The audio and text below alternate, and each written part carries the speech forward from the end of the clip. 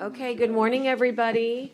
I would love, yeah, it doesn't really say much on the agenda, but we did mark the pledge, right? No, We didn't? We don't do the pledge? we will, we're gonna start, we're gonna Let's add do the it. pledge and the invocation. Let's do it. Okay, good morning, everybody. We're doing a budget workshop, and I'm calling this meeting to order. And we're going to get right into it with Dale having provided our budget workshop notebooks. I bet we're going to probably start at the beginning and move through as much as we can. I did want to ask what your thoughts were about how you'd like to organize it, just so that we can tell everybody. For example, do you want to work through lunch? Do you want to take a lunch break?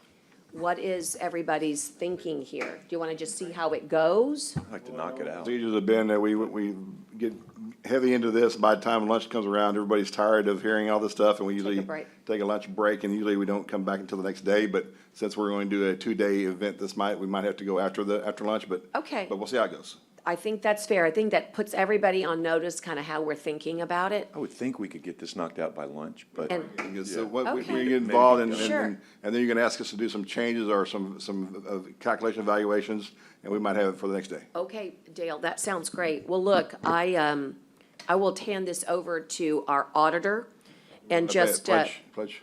oh, yes, we said we didn't post it, but I'm going to do it, if that's all right. If everybody would please stand for the Pledge of Allegiance.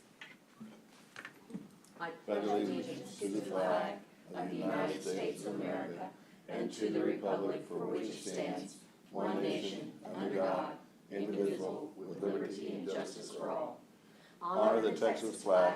I Pledge allegiance to thee, Texas, one state, under God, one and indivisible. I've got this thing all wrong. There we go. Okay, great. And just before we start, a little gratitude before we start making you do even more. We know that we're going to be asking a lot of you and your staff over the next month. And again, the gratitude is on the part of everybody. And I'll ask everybody for patience. There's going to be a lot of times where we think it can be done quicker. Dale will do his best, but just thanks in advance for all that we're about to go through.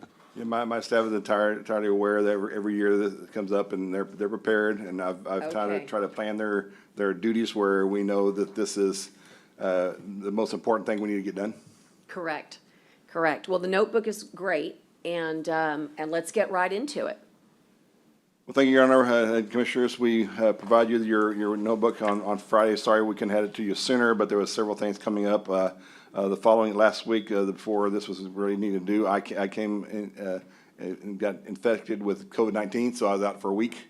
And so my staff was kind of trying to throw this together and trying to send some stuff to me to try to get it to get approved and evaluated. But we did the best we could. Now we got it to you on Friday. I know it was a long weekend to read the entire book, and it's a very large book with very good information to go through. But we'll try to go through it as quickly as we can and make it where our concerns are, where we know we have some issues, and where we hopefully are shining at the point. As you see, we had, pardon me. We also have about the book online. If you have it available, it's on your website on PDF. So it's got bookmarks and everything. Connie's got it available to her. It's on the screen now, and I'll try to keep her in breast where we're at the time we're going through. We have two big things we want you to read: the tab A and tab B. Tab A is not as important as tab B. Tab A just tells you the understanding of how our budget processing works and how we go through the process and what our challenges are throughout the year, and where the money comes from, where money goes from. This was all from last year numbers, last year audited numbers, I should say, where our current debt is and where our currently capital improvement forms are. So if we go to tab B, where we start, where we're talking about our proposed budget. Our proposed budget has many items on here, and Lisa did a very good job of giving you a table of contents on B2 and B3, showing you where we're at and what's in each of the individual items. As we know, we go through the process of what our statements are, what our processes are, what our goals are. we get to the point where our economy is on B6 and B7, and our Texas economy is kind of growing. Our unemployment rates has gone down. As we get to the process of doing our valuations, when we talk about tax rates, our valuations went up very significantly, over 12% in value. And we'll explain what that does to our tax rates very soon. But as you see, our Texas economy is doing well, and the unemployment rate's not quite as good as the national rate, but it's improving.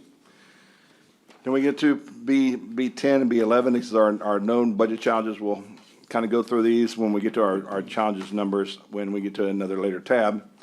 But as you see, we have our normal continuance pay, which means those employees that qualified for the 2.5%. This year is our largest year because of this was when it started many years ago. This was the first year of that start. You see there's roughly 279 employees and an estimated fiscal cost of $322,000. This also includes 13 elected officials, 8 department heads, and 258 regular employees. As we know, our law enforcement, on number 2, law enforcement has a collective bargaining agreement with the county. Every year we have an increase. This year is a 4% increase in value. As you see, there's a roughly, I believe, 300 employees. And the total cost of this is $414,380.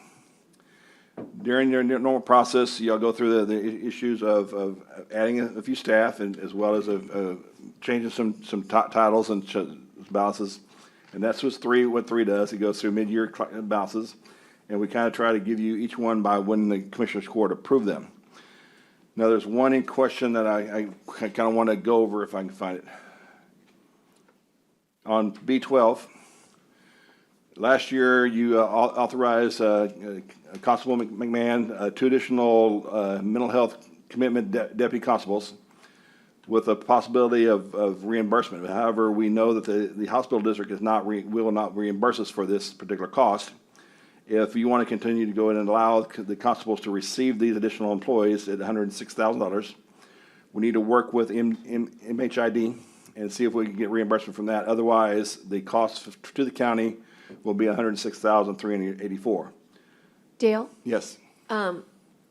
Hate to interrupt, but can we just mark that one to come back, Commissioners? Because there's some additional information that maybe we could, that needs to be brought forth, and then maybe we have an ask as well. Just mark that one as an asterisk. And I'm sorry to interrupt, but I didn't want to miss my chance. Go ahead. We want to make sure, because last year when we transferred the 2 employees from the sheriff's office to the constable's office, we learned that the hospital district would no longer reimburse us for those 2 as well. So I thought I was, well, and I don't mean to interrupt you either, but I thought MHID was paying for part of that. Yeah, at that's why I first, wanna when do the asterisk, we but never had an interlocal agreement with MHID, the county attorney can verify that to be I true. think it's a mistake. When we first started this with the sheriff's office, we had an agreement with the hospital district. There you I go. know, but And the then I hospital was, district paid for the first year, and then when they got renewed, the hospital district took the funds away. And now they're coming back to see if we can get this through MHID, because MHID said they'll do it if they have an agreement. that's what the Yeah. constable represented at MHID. Yeah, I was gonna say, just put a big star on it. And what page are you on, Dale? I'm sorry. It's on B12. B12. I'm sorry. Put a big star on that one. I think that one needs to be reviewed. It's even, just got one more layer than that, but Okay.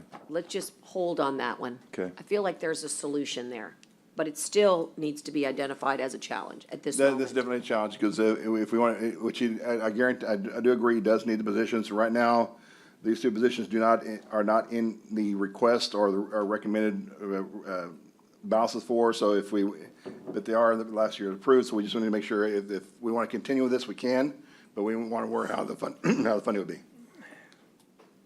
There's Brent, just because we've already started down the rabbit trail, let me just, before we come back to it, there's an inconsistency in the documents year over last. So the 2 that MHID paid for is valid. The runs in question are the original 2 that hospital district paid for by agreement with us, and they went over to sheriff's office. That was 2 years back. Then we went ahead in last year's budget and assumed that it was the same. But there was I'm not gonna put any blame anywhere. There's an inconsistency in paragraphs that made it impossible for us to get reimbursed unless we took action. And so that is where in the audit, he caught it. So but we didn't add 4, we only pulled those 2 Pulled those over. 2, and then MHID paid 2. We do have 4. There are 4 now. There are 4, but they're not We really there. We transferred 2 original from the sheriff's office. And then McMahon MHID came in and paid asked for 2. 2 more. And we- Because the ones from, because the sheriff's office were paid for by the hospital district originally. But I don't think there's 4. Yeah, there Yes. were. Where's the 4? Because. Well, the they're last- not there Well, physically. we haven't hired anybody. We haven't hired hired one. anybody. That's what I'm saying, we haven't hired those. That's right. And I don't, and the challenge, easily challenge would be just to not hire. Correct. because- That's what we told the constable, saying. Everybody's on a we- hold right now. We've transferred the 2 employees from the sheriff's office to the constable. But He's those- hired one. We're on and a those are- hold. And those are funded. He's hired one. Those would be funded, yes, but then there's 2 others you approved. That we approved. Do we Pending need to- funding, which we haven't, we told him Look, to it's just a- hold on, hold Yeah, off on it's it. a mistake that did not get caught in time, but does not mean that it is not a valid request of the hospital district. In other words, somebody but, got, maybe we somebody just- got funny with Yeah. it, okay? Because the reason you need 4 is because we actually need 6, but the 4 were spec'd and approved by court. The funny business happened when you had 2 inconsistent paragraphs in the contract. Well, but the 4 were approved because it was represented that they were all funded. Well, right? that, Because- they and we should didn't- be. Well, I'm saying to you, I think we have a claim. I think we have, the I mean, hospital okay, district that's has, fine. all don't it wanna- is a legal document that they're questioning.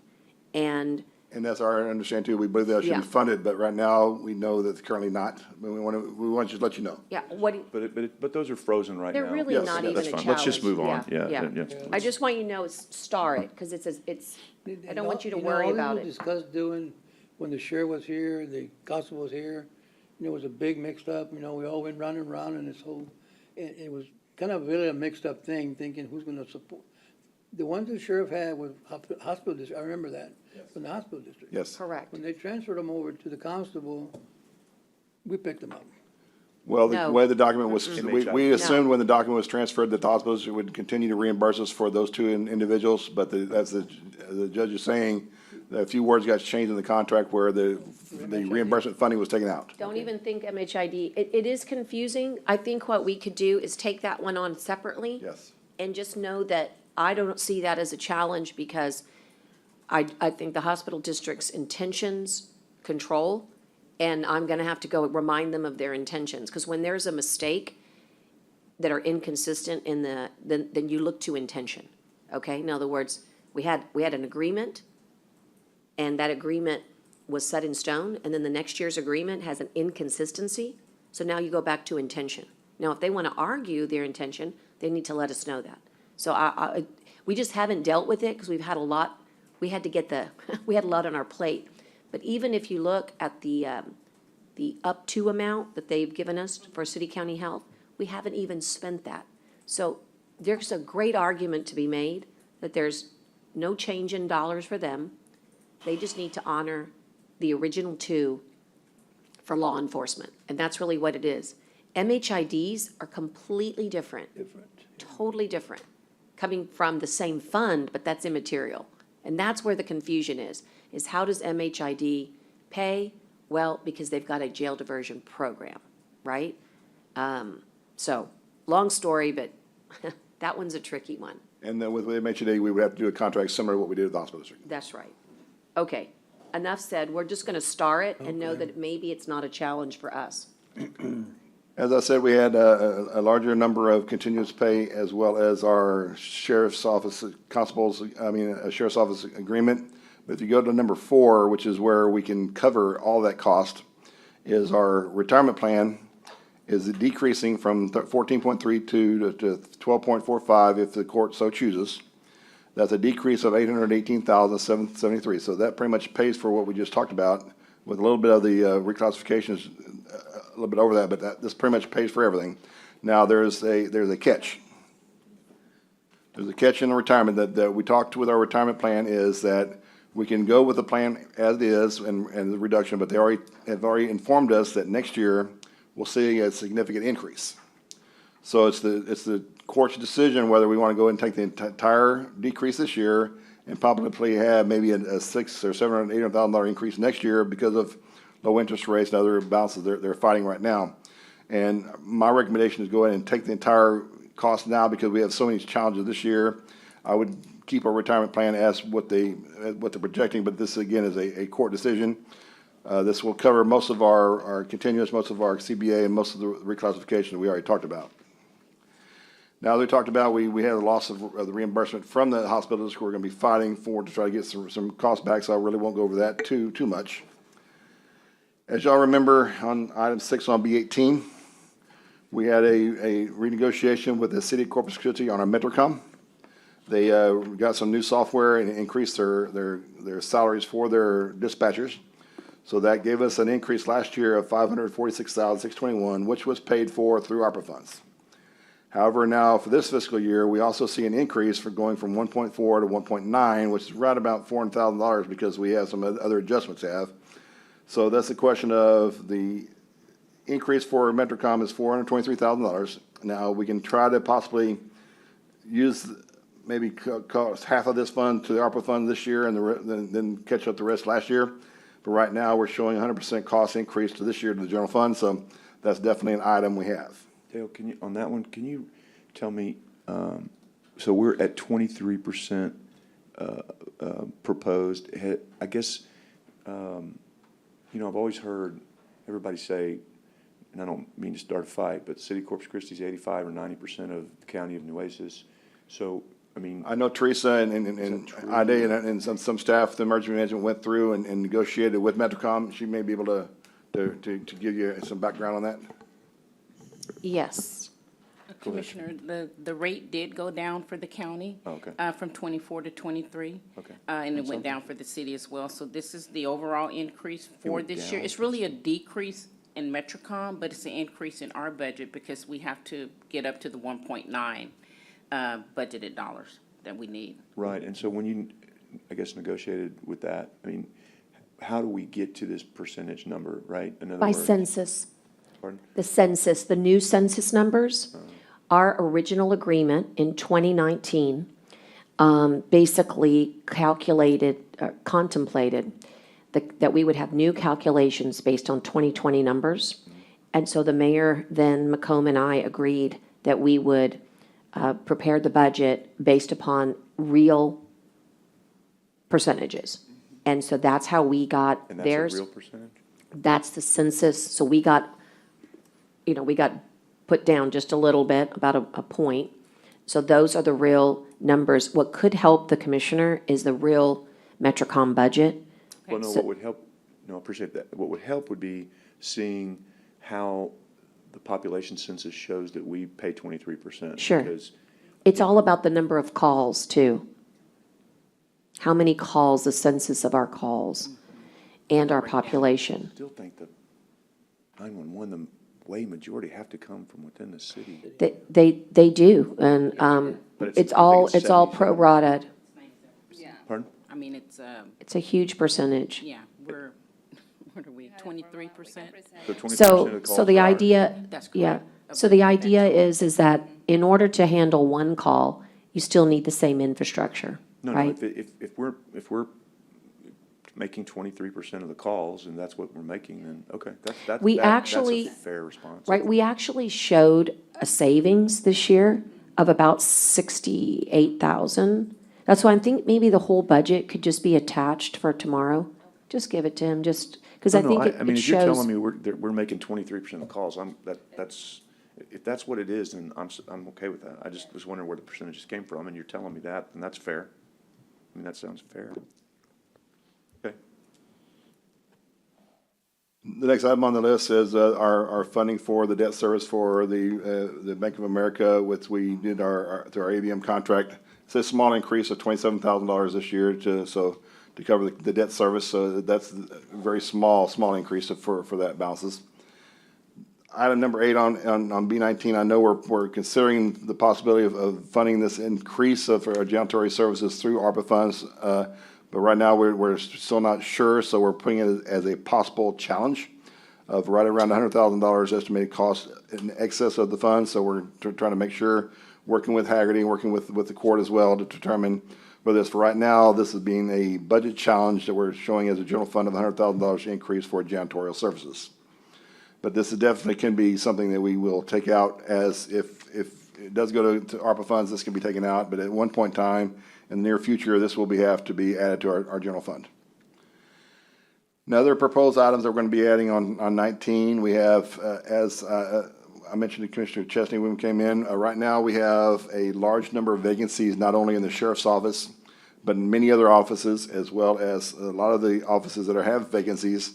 When they put the job market, when they put the position open on the job market, they get little or no response. What I'm proposing is a salary increase for a cost of living of 3% to try to get us more competitive.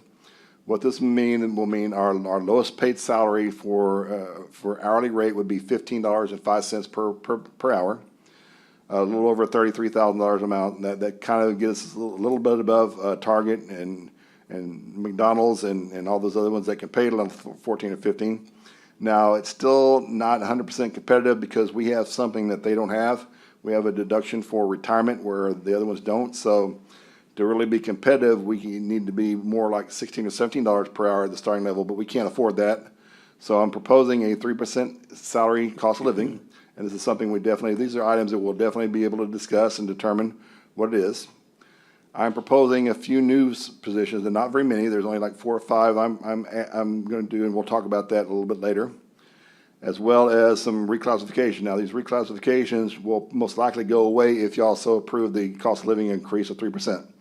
Now, there are some of the proposed reclassifications that we probably want to maintain.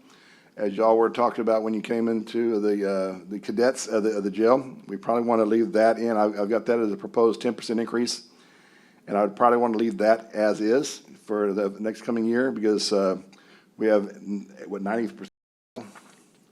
No, Dale, I think that, to me, if I was to make a recommendation now, I would recommend 6% across the board for everybody. You know, based on what we have heard, people come and talk to us, you know, most of them wanted a 2% increase, 3%, 4%. I think that 6% across the board would probably take care of everything that needs to be taken care of. I don't think actually we need to do raises and, you know, I think that everybody was taken care of across the board on that. I think that I'm really, to me, I'm looking at real seriously of going with that 6% across the board, and I think it's doable.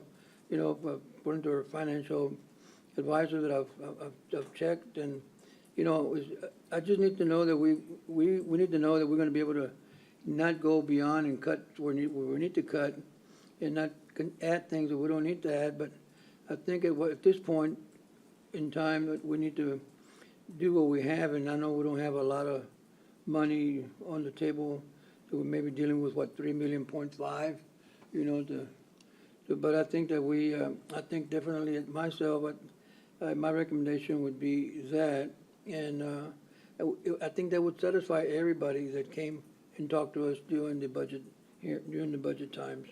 So, Commissioner, what is the total for your 6% COLA? Or Dale, what is the total for that? Because I think you run that number. I had it, I can't find it. I know the 3% is 1.5 million. So if you 3% or 6%, that's almost double that. So you're talking 2.6. So you think 2.6, and we haven't gotten there yet, but do we have the dollars coming in for that? No. That's what I thought. Okay. All right, we'll just keep going. When we get the tax rates, we'll kind of go to the tax rates and show you where our tax rates are, what we expect to be, There's no what, dollars for if that. we go the voter approved rate, what we assume to bring in, because we do have some challenges we have coming in we know the food cost is going up, so the cost to maintain our inmates at the jail, the food cost is going up, so we have to increase that. As we said, MetroCom is now going up by $400,000. Our windstorm insurance went up by $200,000 or $300,000. We have to cover that. So we're already talking about $1 million if you add all those three together. Plus the known challenges is $1.1 million. Yes, so that's already two, and the no new revenue, the voter approved tax, when we get that, we'll bring in about $3 million, Right, and we need $5 million. right. That's what I thought. Okay, well, we'll just keep on trucking here. I just want to point that out. We know- all, you we all would know- love to, we'd all love to do it. You know, It just, I don't understand. There's- This is what I always mention about here we are at the end and, you know, crunching and struggling and if we know ahead of time, or we should know how what we progress and all that, I mean, shouldn't we stop at one point saying we're not gonna spend here, there, whatever, and get ready for the budget? I mean, we always push ourselves against the wall, you know, come at the end and, you know, unfortunately, at the end, we penalize the employees because we don't give them what they really need to keep them. We're losing a lot of employees and, you know, at the DA's office, at jail, and, you know, I think, Dale, you're losing a lot of employees too in your. Well, if you in do the your cost of living department. increase, we can't do the jail. Sorry? If we do the cost of living, we cannot include the jail. Well, I mean, that's why, but that's something that's gonna come up anyway in collective bargaining. I'm sorry, That's in another year. but that's what things we need to be ready for too, Dale. I mean, we can't be ready when it comes. We gotta get ready before it comes, you know, so, and that's just my observation, my opinion, so. I just need, you know, I still need to think about this and look at it, so. what makes it difficult is the cap. It's not that it can't be done, is that the legislature gives you a certain amount and you can only use that certain amount. So it's not possible, not because we can't make it possible. It's not possible because it's truly statutorily not possible at Well, all. we have a way of using our unused increments that the state allows us to. If we use that, we can pay for everything. But that'll get us closer to 7%, Tax increase. yes, No, above the by effective. the above the noted effective. revenue, yes. That would be double. But it's still below current rate. That's because we've been banking, you know, a little bit here and there. That's what I'm saying to you is that well, We're already anyway, saying whatever rate we use this year is gonna be less than what our current rate is, regardless. of course, because your appraisals are too high. That's what I just gave an interview on this morning. So would let's be a just bad keep year. going and we'll come back, okay? And Let's the keep strange part going. is, Dale was saying before you came in too, was that we haven't had the growth that I would have anticipated on new growth. I know. I don't understand that. We'll catch it next year. I guess, because No, we will, because it was all timing. staggering. She'll be tight next year. I mean, I get it, like he was saying, they do it No, after it'll be January. better next year, They do it Commissioner after January Gonzalez. That's what I 1. said. Yeah. That's So exactly next what I year said. is the year that you'll capture the He was saying growth. they do it after January 1, which See what I said. that's hard. Right, That's but just- but the best thing is we had also such is, a big year. you would think, but No, we did. I mean, but it's just when they, I guess, like you said, when they put just it on all the books. timing. Yep. The big timing issue, and a lot of these contractors know that the house values are valued on January 1, so they might start right at December, so they're done after January, what they know they won't be evaluated till one more year later. So a lot of the builders know this. It's crazy. Well, again, we're sort of, today's an overview, so we're gonna let you continue, but we can, let's let Dale finish, and we'll come back and, as they say, tackle all the things that he's mentioning. As we mentioned, we know, as all of our commissioners are stating, our employees are below and to be competitive, because I was trying to compete if McDonald's or Target or Macy's can pay $14, $15 an hour, they don't have retirement, they don't have this, they don't have this, for us to be competitive, because if we pay this, then we take off 7% for retirement as required by our agreement with the Texas County District Retirement System. We almost need to be at $16, $17 an hour to be competitive, but we can't get that. But as we know, we try to be competitive, because we're trying to help, and that's why we want to try to make sure we do the cadets at a higher rate to try to get more cadets in. Unfortunately, as we said, the collective bargaining agreement is under a agreement, and they went up 4%.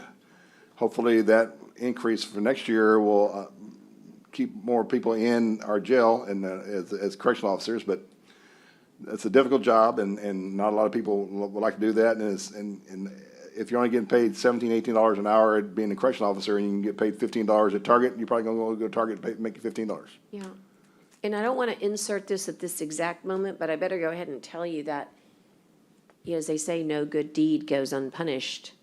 We did something very good for the cadets 2 weeks ago, but unfortunately now, when I study all the pay salaries, there's at least 4 people that have been there for decades that are making $1 more and have college degrees. And so I think, again, I think this is round one, but I think I've ID'd a couple of problem areas that have zero separation now that we've made our adjustment. And it just is what it is, right? But I think those 4 people, we may have to have you look at them. These are law enforcement, by the way, but civilian. So they're, in other words, they work in the jail, but they're civilians. And that's where, and that's another issue, as y'all know, we, last Commissioners Court, we approved the Veteran Cemetery.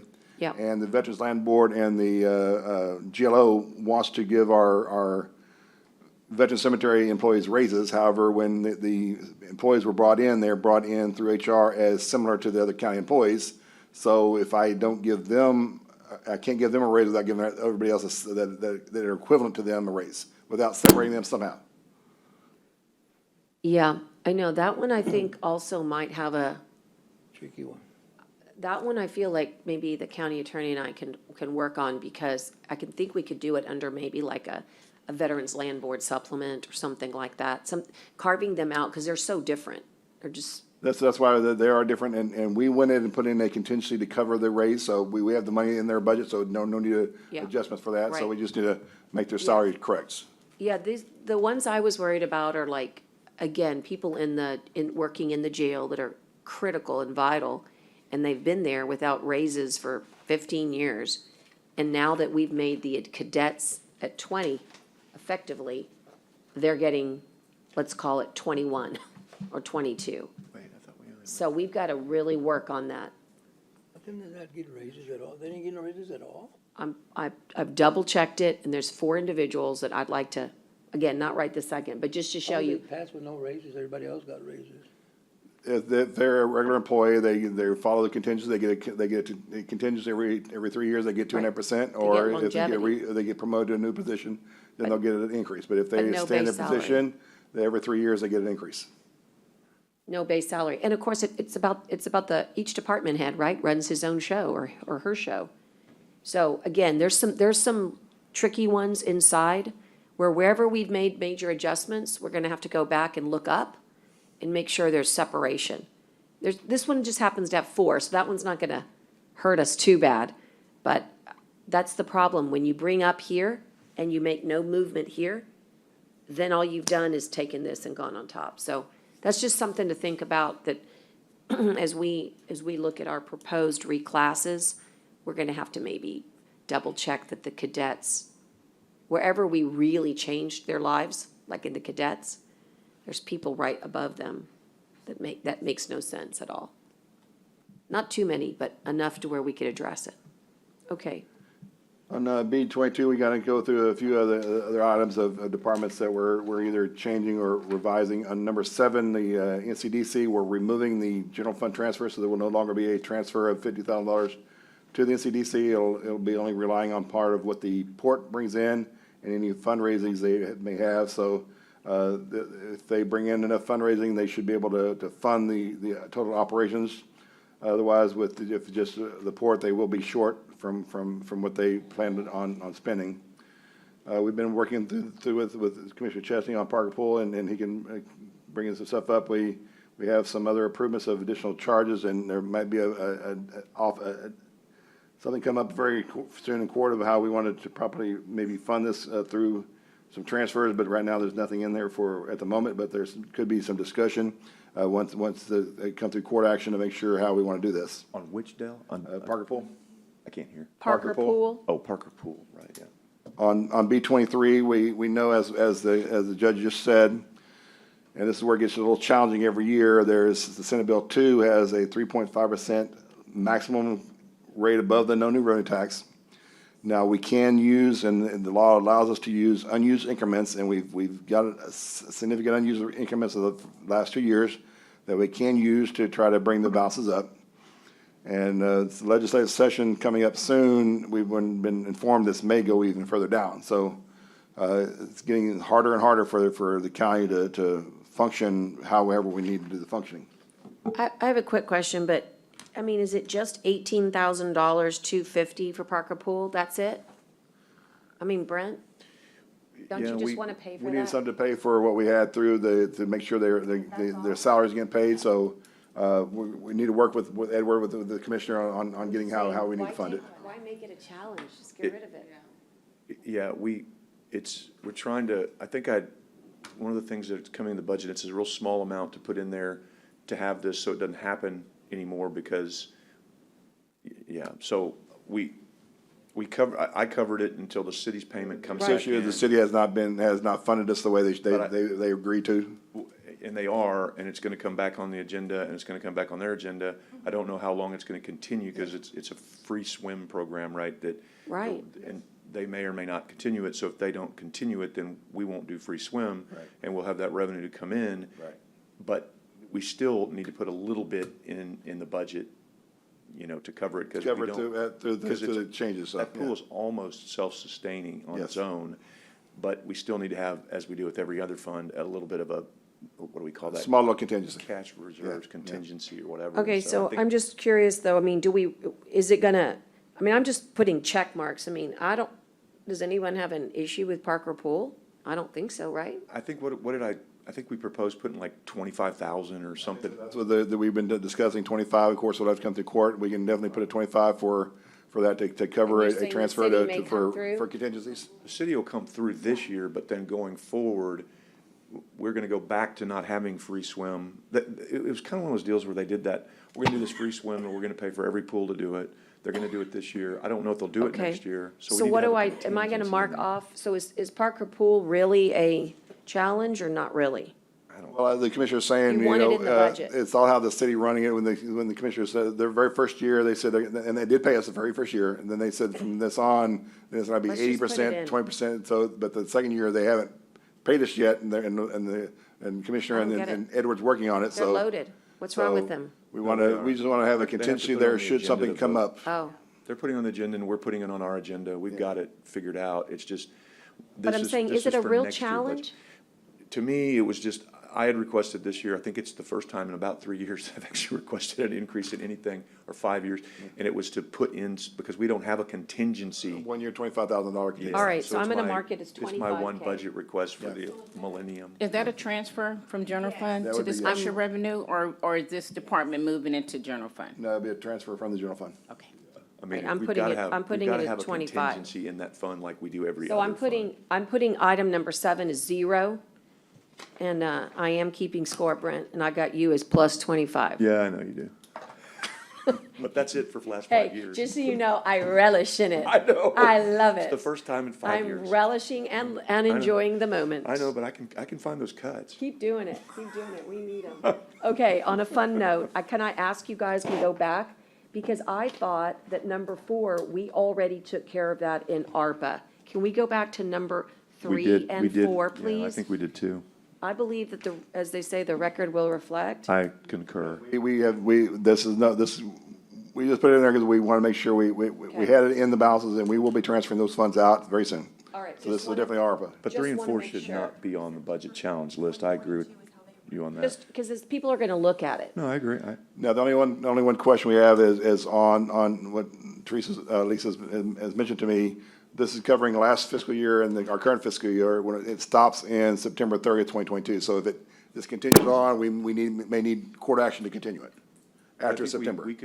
I We thought can take that continued it. up. I thought we continued it through all of next year. All of That this was year, the- all this year. All of this year. No, we just did this. Up. Let's Yeah, we clean just it did up. it again. I, Go back, I think we went back. well, what we did, Brent, was we said anybody who's on a position, so like, take No, no, item no. number 2, that one is for this coming year. No, 3 and 4 is what I'm talking about. I'm fairly certain that we clearly made a motion during ARPA or during some point to cover these costs for the upcoming year. Well, if we didn't, can we just clean it up? Sure, we can do it again, or we can. Because maybe they we went can- back to the minutes. We'll just, Lisa, you checked, right? You checked the We're minutes. saying on June She checked 28th, the minutes. we had Let's just clean housing, it up. since September, but Okay, so Wait, then, June 28th, what'd you say? it's on the screen, Where? on June the 8th. that's her minutes that's Kara's minutes on the So are summary. we just going back and adding, I mean, we're doing 2020, year-end 2021, 22, and 23? That's what you're saying? Yeah, that's what, Because I September think maybe 20th is the end of 21 wasn't 22, included. that was the intent. I guess it didn't get done, but that was, I thought that was the court's intent.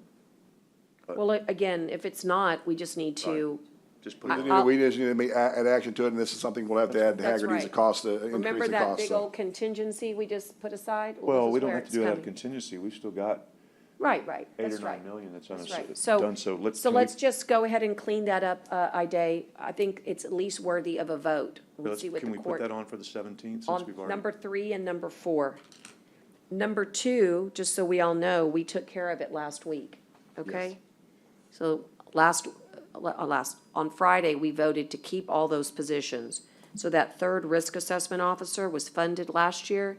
It'll be funded this year by ARPA, Dale. Was number 2 in that big number that you Yes. gave us, Dale? Yes, Okay, so two is off, 3 is off. 3 is off. Well, and it then- will be and if then we vote on it. We need to do 7, I guess, as a motion, or as a, not today, obviously, but as a. Yeah, we'll clean it up, clean it up. So can you put 7 on 2, Ida? I don't know if it's just a budget, you just don't fund it. On the NCDC, you're just not gonna. No, I'm sorry, not 7. Number 8, Parker Parker Pool, Pool. 8. Sorry. Okay. Sorry. Now, can we go to number Well, 5? Commissioner, on 'Cause I Parker think Pool, we if we know this is a budget interest and we can get it approved through the budget, it doesn't really need a special item on the court. We'll what I'm accept it as a budget request. Okay, because I'm just Yeah, I'm like trying to keeping check things track. off. Right, me too. So, Let's also check off, let's talk about, We're checking out number 7 too? yes, we haven't done 7. check off 2, Go 3, right. 4, 7, and 8. Let's go back to 5, I think we can work on 5 too. Wait, what did we check off on 7? I don't know what we did there. Well, 7 is just, we're not gonna, Transfer, we were taking away the transfer for the you don't like, NCDC. the court doesn't like the $50,000 to NCDC, so we're gonna take it off. Okay. That way, as they say, there'll be a $10 fine for talking about it. It's gonna be gone. That's what my mom has. If you complain, it'll cost you $10. Okay, so 2, Take it. 2, 3, 4, John. 7, and 8 will be taken care of. Right, but let's go back. I think we can do one more. Okay. Let's talk about number 5. I think this one's okay. Let's see. Number 5, all we're doing is transferring one position from a special revenue fund over to the coastal parks. Why? So anything, because Scott Cross is asking for it. But Okay, it what, doesn't, it's net neutral, right? Well, Fund Or not. 18 goes up and Fund No. 13 goes down. say that again? Say that again. Fund 18 will increase and Fund 13 will go down. So- So net zero impact of the county, but Go General make, But it's a general, To Fund 18. right, Right. so why wouldn't we want to keep this one in Go Mesa? Because it's. Scott Cross had So- had a big push into this So on how this Gomesa- works, so. so Go Mesa, right, is the Gulf, is obviously the dollars that we're supposed to be using for resiliency. But You this can person- use it for staff, and that's what he Right. did. And when he came and said, we told him last year, hey, listen, we need the dollars. And I'll be honest with you, if you really need them, you need them, but right now, let's see, we're still playing around with it a little bit. It's nice to use Go Mesa for things that, I mean, your staff is so thin out there. You gotta be ready to fund your staff in the Well, future. no, but I'd rather, I mean, I yeah, mean, but you I can would talk to rather. him. It No, can be but I'd continued, rather- can be continued as Gomeza funds. It's about a $70,000 increase in Fund 18. Remember, Go Mesa went down significantly Yeah, this but there's- past year. But how much is in Go Mesa? Like, Millions. there's a lot in Go Mesa that we're not using it for, and if we're gonna ever increase staff out there, I'd rather not have to do it twice, like this would be 1, 2, right? I mean, You're saying that you'd like it, see, I think we're real thin out there. no, on I'm saying so, biologists. right, and it's so, but this would be adding, like, if you take this and put it on the general fund, and then you add another person out there, you've added 2. But this one was always in the general fund. We just No, did it's it on one Go Mesa. time last year, right? No. Well, this when it was- first came no. in, when it first came Gone back and created, forth. it was a fund, a Gomeza employee. And then we increased it to a manager level, and then we transferred it we split between Fund 18 and Fund 12. And then it got moved back to Go Mesa Fund now, and now Scott wants to move back to his fund because this person mainly does a lot of the, dune protection, permits and all that other stuff that's associated with what he does, but And I he brought the information up. We can Yeah. definitely not transfer it, it can, And it we can really stay in need Go to change Mesa. that dune protection fee. 'cause it's- Right. It's so And- low. I mean, in other words, that person is really doing all those dune protection. It's Megan. Right, and what I'm saying is, in the spirit of what we've done with everything else on ARPA employees, we've extended everybody a year, so in the same spirit, to me, we Okay. should continue to, you know what I mean? Why would we want to bring anybody on and maybe jump off the cliff? Like, again, maybe this is a Jump off jump. the cliff next year. Well, right. Because at some point, you gotta jump. Well, Because I don't what's know happening though. is, well, let me just say this. Like, I don't know that it's a bad thing until we see those Go Mesa fund. I mean, we have that's big dollars. Why don't we get a accounting of it? Right, it's big dollars that we've got in that fund. I don't know, I know. 7 million or more, how much? at least 7 million or more. I don't know why we would, I'm not sure, Judge, I would ever advocate to Okay. take this person off Okay. of Go Mesa. I'm not sure that with seven, I mean, Okay, Well, we'll have the number exact here in a few seconds, but okay. it's very high. I All know right. it's high, it's very Okay, It's high. the well, only at least staff that person. addresses- But if you either don't way, wanna can do it, we why- agree it's not a challenge? to me, it's not a challenge. So We just leave check it it alone, off. right? Not a challenge. Okay, the other thing I wanted to talk about is item number, oh, that's it. Well, one, but I guess we'll go through one more in detail, right, Yeah, we'll Dale? go through one when we actually get Okay. those items, because we do have some additional hopes to adding some more employees to the ARPA funds, but when we get to the recommended increases, recommended reclassifications, and we'll take out what you believe is necessary. Now, B24 is where we talk about our fund balances, and our fund balances, when we start talking about tab D and E, when we actually get to our estimates are showing a slight reduction of funds. However, we're going to do what the court has recommended. We're going to do the 35% of the sale of the asset to the general fund. I'm going to be bringing something to court, next commissioner, not this court, but the following commissioner court, trying to let the court to see if they willing to suspend two premium pays for our health insurance, because we're about ready to transfer $1.75 million of ARPA funds into our health insurance fund, and will be significantly well above where we believe we need to be. So we're asking to suspend two premium payments out of our funds.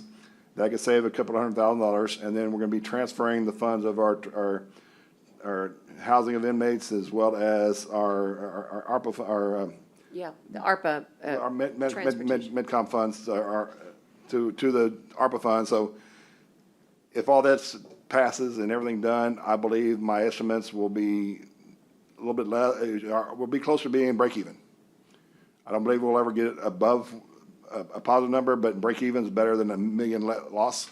And that's right now, that's where my estimates are showing. But we definitely have some areas of improvement. And as we said, and court knows, our employee turnover is significantly higher than it has been before. Lisa has a schedule of vacancies towards the end of this report. B38? On C38, when we get there, we'll talk about C38. B, B B38, is in boy. Sorry, B38. Okay, and also before we leave your B tab, too far into thirties, I just wanted to ask, so on item number B24, the lifeguard services, we had spec'd last fiscal year $300,000 and didn't spend a dime of it. I'm fine with leaving it for a contingency, but I wanted the court to be aware that we have $300,000 there that we thought we needed because of the House bill, and we never spent it. And although those funds were all ARPA funds, ARPA related, so So they're there's just no holding. budget impact anywhere. Okay, they're just holding there. So we didn't spend it because it didn't kick in time, or we just No, we just overestimated? haven't needed it.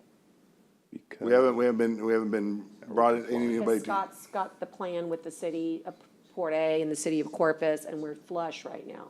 But we're complying with the And law? we're complying, and we're compliant. So I just want you guys to know But that. that's in ARPA too? That's Yeah, in these ARPA funds too, are just- ARPA related just funds, holding. yes. Okay, just, again, it's there, I'm just letting you know, we can move on, I just Yeah, wanted you to okay, know that. all right. And, Is So that- where do you wanna I have- go, I have- I have one B38? I have one question on that one. But, And on the lifeguard, yes, but if yes. it's 300,000 set aside, I mean, do we still need the 300,000, or can we come down from the 300,000? Well, that's the question we had when we first got the information from the state saying the requirements of lifeguard stations. I know Scott Cross and a few staff people from the parks went through and trying to work with Emergency Service District Number 2, the City of Port Aransas, the City of Corpus Christi, trying to determine how to best have lifeguards on as required. And they originally brought a process of possibly anywhere from $800 to $1 million, but we narrowed that down to $400,000.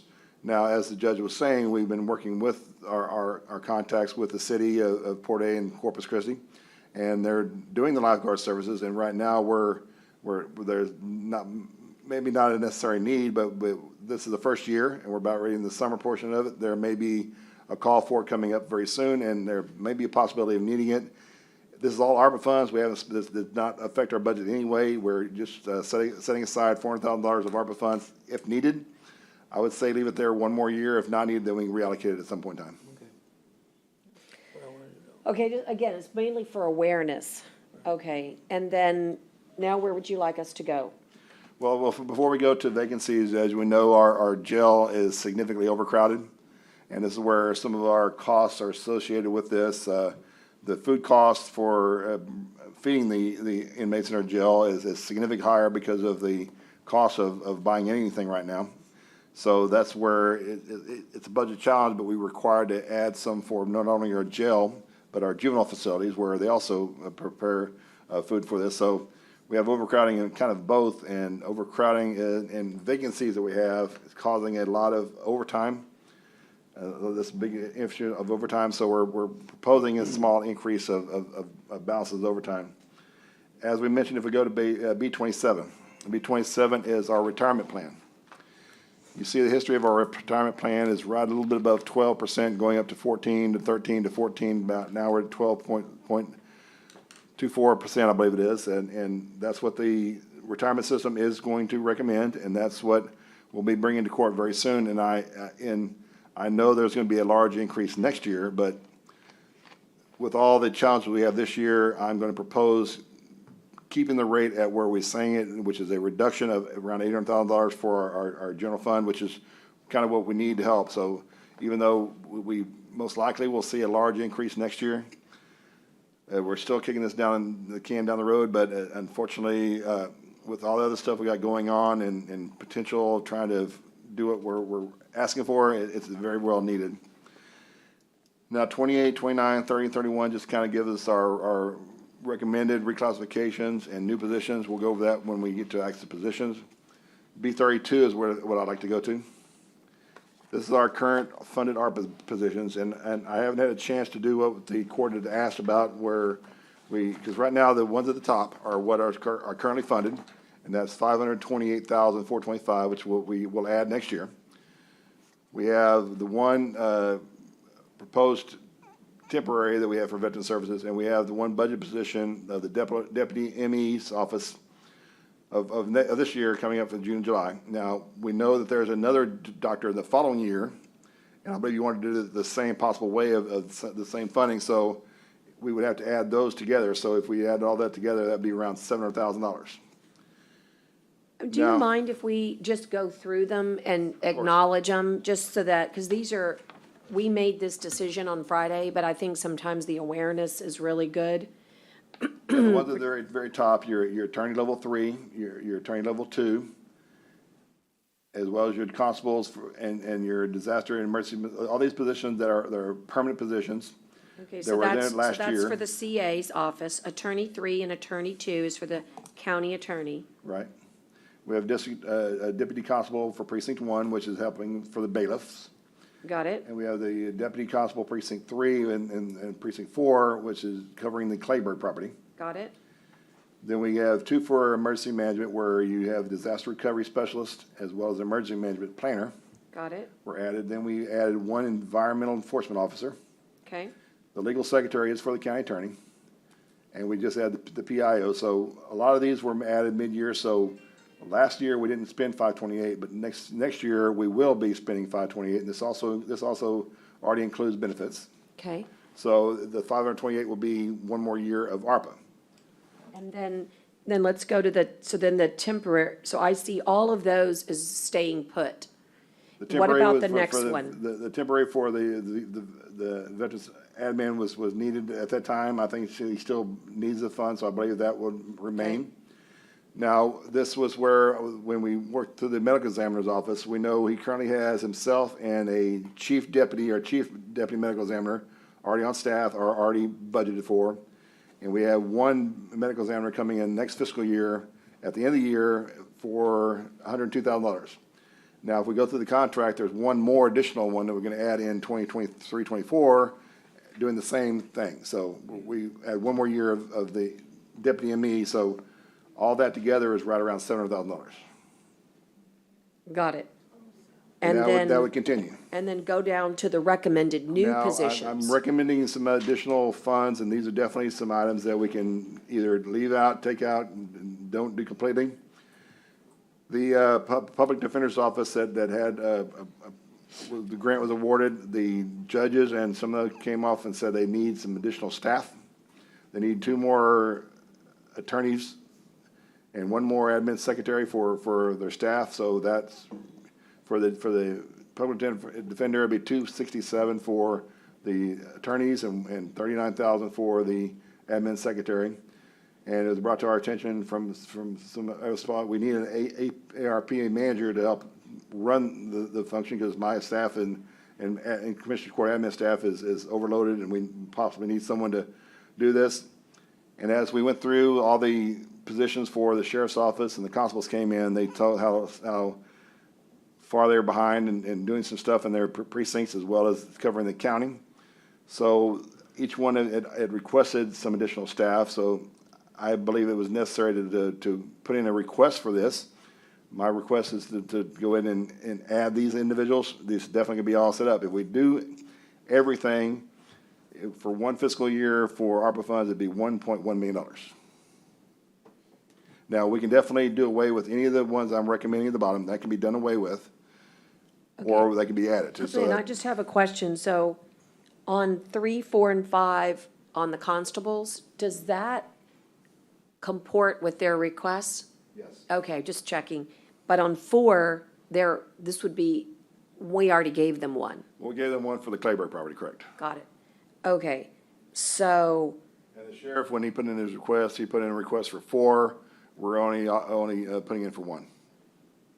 So And- we're- right, I was we're- gonna this is- say, So I you're knew that- proposing to add another 524,984 in ARPA positions? well, that's Dale's That's proposal. That's been with the request, but like I said, all of this can be saying no, but when we had all the budget discussion, all the budget workshops, and all the needs, it was, everyone keeps saying that, yeah, they need more staff here, we need more staff here, especially in Bishop area, especially in Port Aransas area.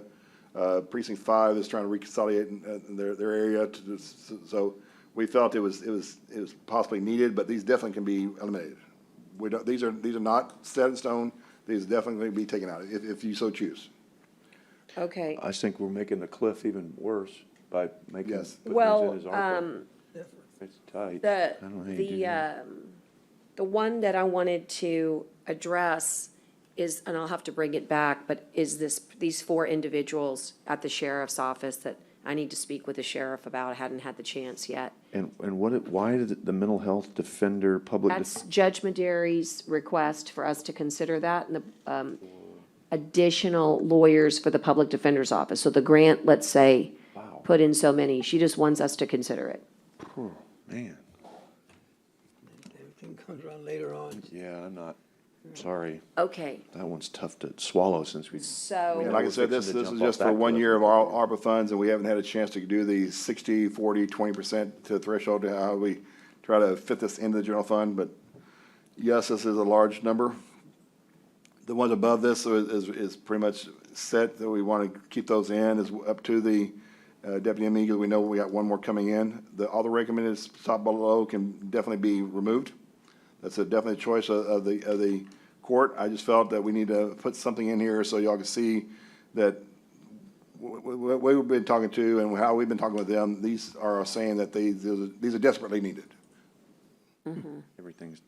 Okay. I think Everything's different. I think we're really in the danger zone, putting more positions in ARPA. I mean, because we've still got, because some of the stuff we've been trying to do, I think with ARPA has been to refund what we've already, not refund, to continue funding, refund sounds wrong, to continue funding positions that are already ARPA funded. Right. We haven't added a bunch of new, or I don't Well- remember adding any new ones, so I'm a little, The only one I think that makes sense, because it would end when ARPA ended, was the ARPA manager. well, sure, I mean, Okay, okay. that one makes sense, because you're not gonna be biting off more than you can And chew who's- there. And where would that person go? Where does, Well, that person would need, we don't have that person, no, but but who, like, that would be a. work somebody with the under county IDA. manager or something?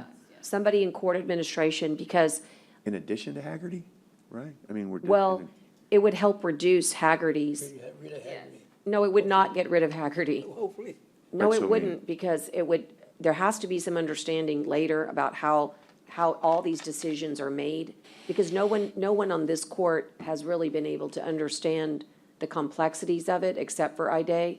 And this is what her recommendation, and it's what other jurisdictions are doing, because we checked it out at the nationals, and this is what other jurisdictions are doing. And that way, every one of your eligible projects is gonna have a ton of paperwork and compliance But just that's, to get to your auditors. right, so that's not, but Haggerty's doing that and charging us So, for it. so here, let's In other move, words, I what was is gonna this say, let person me. going to do that so Haggerty doesn't So do? right now, the contemplation is to have Haggerty through Q1, okay? Through what? Through the first quarter, Oh. okay, of next this- year. Of next year? All right? And then no more? But, well, you need to ease off of it at some point. It's expensive. Well, look, the government said spend 10%, which would have been $7 million, okay? We're not gonna spend, Administration? yes. Why do you think they did that? That's ridiculous. No, it's not. You gotta see how much work it is. Otherwise, that 70 million evaporates. And so we think that we can spend maybe 1.5% if we do it. Haggerty is recommending the ARPA manager, okay, to help manage the administration of it. If it's gonna These- cut down if it's gonna. I think if it'll someone cut can down. show me, like, this is a workshop, right? So we don't have to make this decision today. No, that's So if right. someone can show me where this is going to help us spend more for projects and less for administrative cost, I'm all about that. I think that's the idea here, but If let that's them where work you're it out. going and someone can show me that on paper, like kind of an evaluation, an analysis, because, because to me, those funds need to go to projects and people, not administrative costs, and I think we all would agree with that. But I get that it's work, I'm not discounting it. You've heard me weigh in on Haggerty, I think they've done a good job. So if there's an analysis that you can provide that's gonna say, look, this harbor manager's gonna save us time, energy, we're gonna be able to spend more for projects and then I'm all for looking at that, so. I think it's just something worthy of bringing back. Yeah, that's fine. Where do you guys want to go? That represents the tab B that we kind of wanted to make sure we covered today. Why don't we go back before we leave it and ask if there's any questions at all? Well, the last one's on B 38. This shows you your vacancies. Shows Okay, what? let's do that.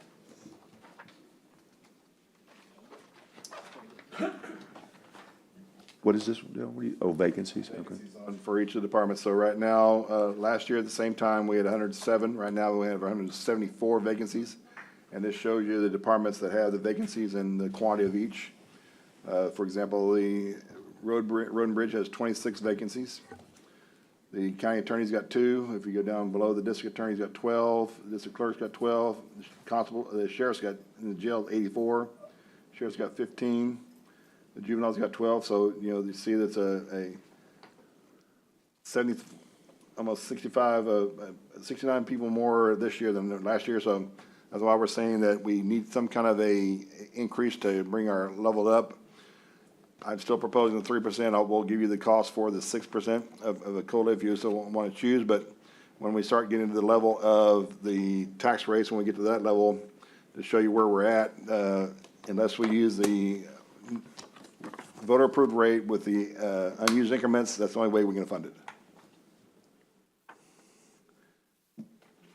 I'll be glad to answer any questions you have on tab B. Yeah, let me ask you on B 38.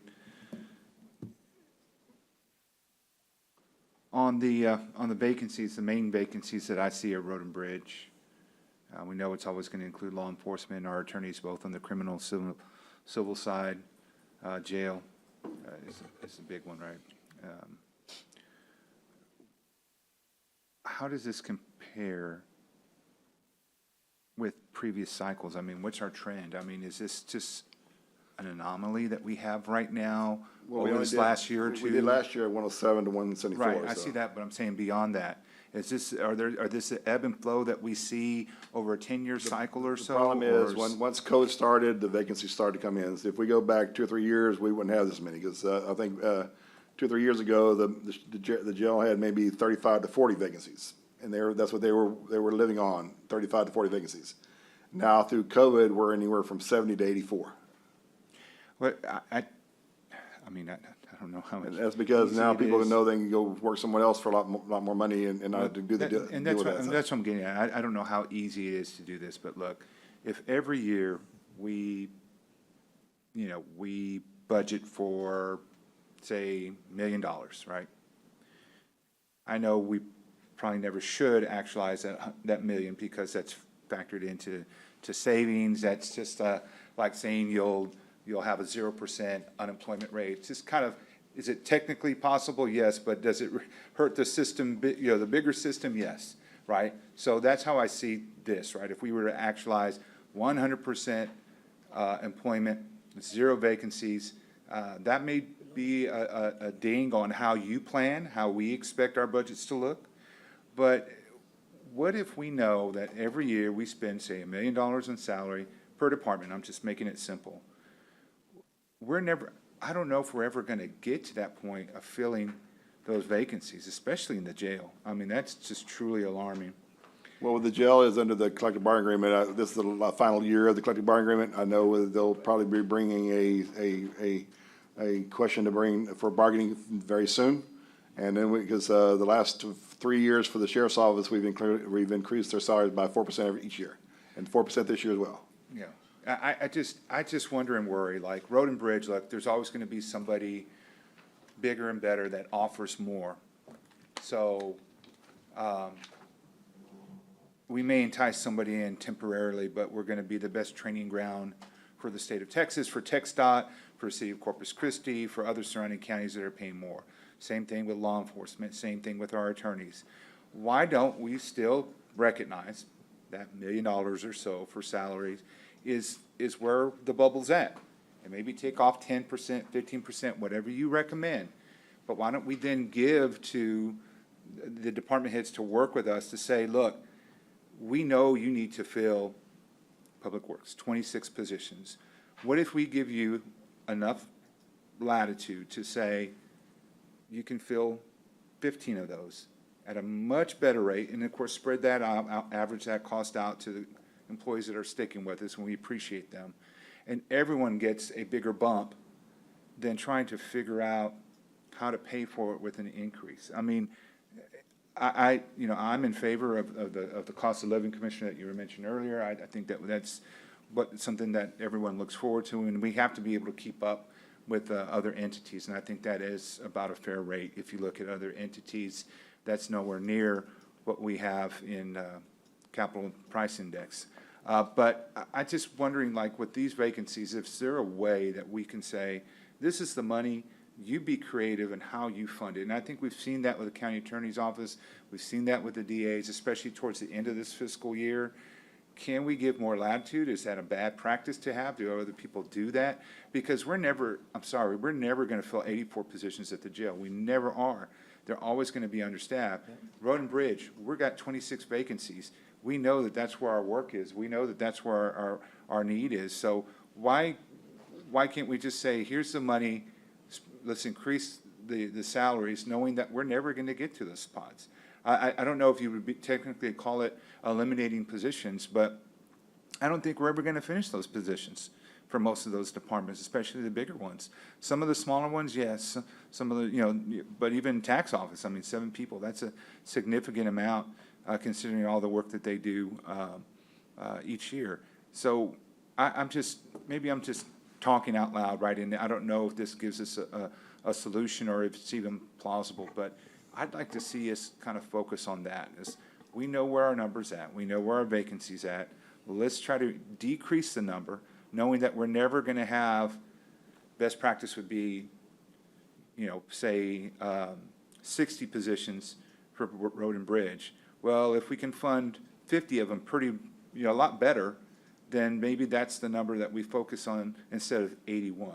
Right? I think that there's a number that we can focus on, that the people are committed to us, or that we go out and recruit people to kind of help with that retention, because as much as we try to match everyone and still keep that employee amount, we're never going to get to that point, in my opinion. In my years being here and in my other experience, I don't think we're going to get here. with the way we operate our budgets. So I'm just trying to be realistic, but also recognize we have a dollar amount. We can still honor that dollar amount. It doesn't, or may not increase taxes, and it gives the department heads latitude to say, let's fund these positions at a higher rate, knowing that the sheriff would say, I'm never gonna get 84 employees to fill those vacancies for the jail. But if we could fund even half of those at a much better rate, them and everyone else that works in the jail, then we're still keeping that employee, salary rate the same that we budgeted. And it's fewer that are gonna actually be working, but they're getting a much better rate than possible. And I know you're gonna say collective bargaining agreement, but those are the big ones that stand out to me when we look at these numbers. So I don't know if it's something plausible. I don't know if that's how we can do it in budgets, but I just would like to be able to see these department heads be given a little bit more ability to be creative in how they retain these positions and how they can go out to recruit them. Yeah, Commissioner, we're kind of totally in agreement with what you're saying, because the way our current personnel policy is written is when you have a position going out and you hire someone that's never worked with the county before, they come in at level 1. Regardless of years' experience, regardless of their history, regardless of everything, they start at the lowest possible level they have. And that may be something the court would like to consider, to maybe reevaluate how we hire people, how we pay people, and how we're coming in. But right now, if someone comes in brand new from the field, they could have 30 years' experience, and we start them as if they had no experience.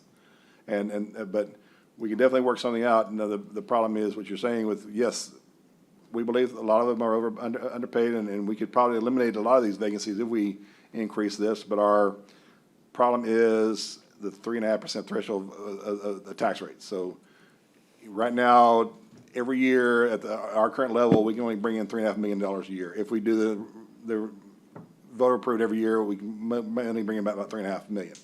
So whatever other challenge we have, if that's less than $3.5 million, we're fine. But if anything exceeds that money, then we lose resources. What I'm saying is, like, even for this year, like, you know, and I apologize for not knowing the exact number, but, you know, for our budget, you know, $100 million budget, say, we're not using that full $100 million, right? We've already said that there's several positions. We've been that usually happen. with during COVID, we've been at 89% of our budget. See, and that's what I'm just wondering, like, even if we bump it up to, But our court's about to 92. run, when our court's running, we do about 92%. so But bump up but to last budget, in fairness, we ran a 98% budget. So, Revenue. okay, I'm talking about expense. okay, I was gonna say, because we want to be sure, Rev- we had a revenue's very been- well, tight window there. Before We COVID, stretched our it. revenues was at 100% or higher. The last right. 2 years, they've been 98, and then this year about 98, 97%. Our expenses, the last 2 years of COVID were 89, we're right at 90%. If everything's running like it should be, our revenue should be about 102%, and our expenses about 93%. That's normally how it runs. And the problem that I see just from a legal standpoint isn't that I mean, I totally agree with the concept. The problem comes in civil service, right? And the whole concept of equity. So that's where it gets tricky it happens to us every time. We know that we need to make these adjustments, but you make the adjustment inside a senior clerk's position, and now you've affected 40 positions. And then they have a right to have equity if that's now we could completely redo the system, right? But the way we currently have it, it doesn't work for us, I agree. But in other words, it doesn't allow the department head to reorganize. The only reason it works in the lawyer's office is because there's not lawyers in every other department. But take every department, and they're classified in a certain way, and if you change them as a department head, and we allow that, then, and you don't have somebody, and somebody else says, hey, I'm a senior clerk in another office, that inequity is actionable. That's And kind of so why that's the That's kind issue. of what we said when we did the veteran cemetery, and they want to give them a raise. When the veteran cemetery were brought in, HR brought them as park workers, which we have 90 park workers, and they're only 12, and we can't raise them without raising everybody else. Right. It is, it's trickier, but going back to the budget, it's really a much bigger, we always say it's a $100 million budget. It's $100 million on ad valorem. It's really more than $100 million, right? And so the real check is in balance, and we never really do this, is what's coming down the pike? Because you could make everybody's life better if you had anywhere between $6 and $10 million, period. We've run the numbers, that's what it takes to get everybody where they should be, not even competitive, but at least where they should be. Because remember, ours is a package. It's a package. It's retirement, right? It's benefits, it's days off, it's a health and wellness package. So I think that what we need to be doing is saying to ourselves, what is coming down the future that could really generate transformational change? And the answer is your abatements. We need to look at the next 3 years because you're having some serious abatements roll off. And when they roll off, you could generate an additional potential $3 million to your budget. And what we ought to do is say, and when that year comes, we will earmark that for salaries across the board. And just so you know, that's 2023. It's not even that far. The abatement comes through, they consider it as new property, even though they're not really new property. Right, and that will come on your tax rolls, and you could take all that $3 million and say, we're gonna earmark all of this for salaries. And that's a decision we'll get on our next fiscal year. That is really where you can make major, major change. But you can certainly keep looking for departments that have autonomy, and there could be others that we haven't ID'd. We know the DA and the CA can do that very well.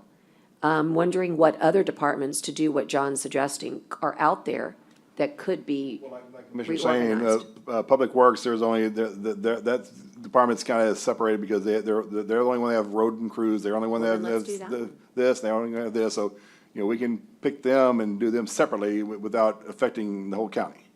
Well, that's But good. would it be fair if we just pick them and some of what about us kind of stuff? Yeah. You'll have that regardless of what you do. Yeah, it's just that if you let department heads choose salaries, You'll never get, you'll be. You will have- 10 million. huh? You'll have 10 million.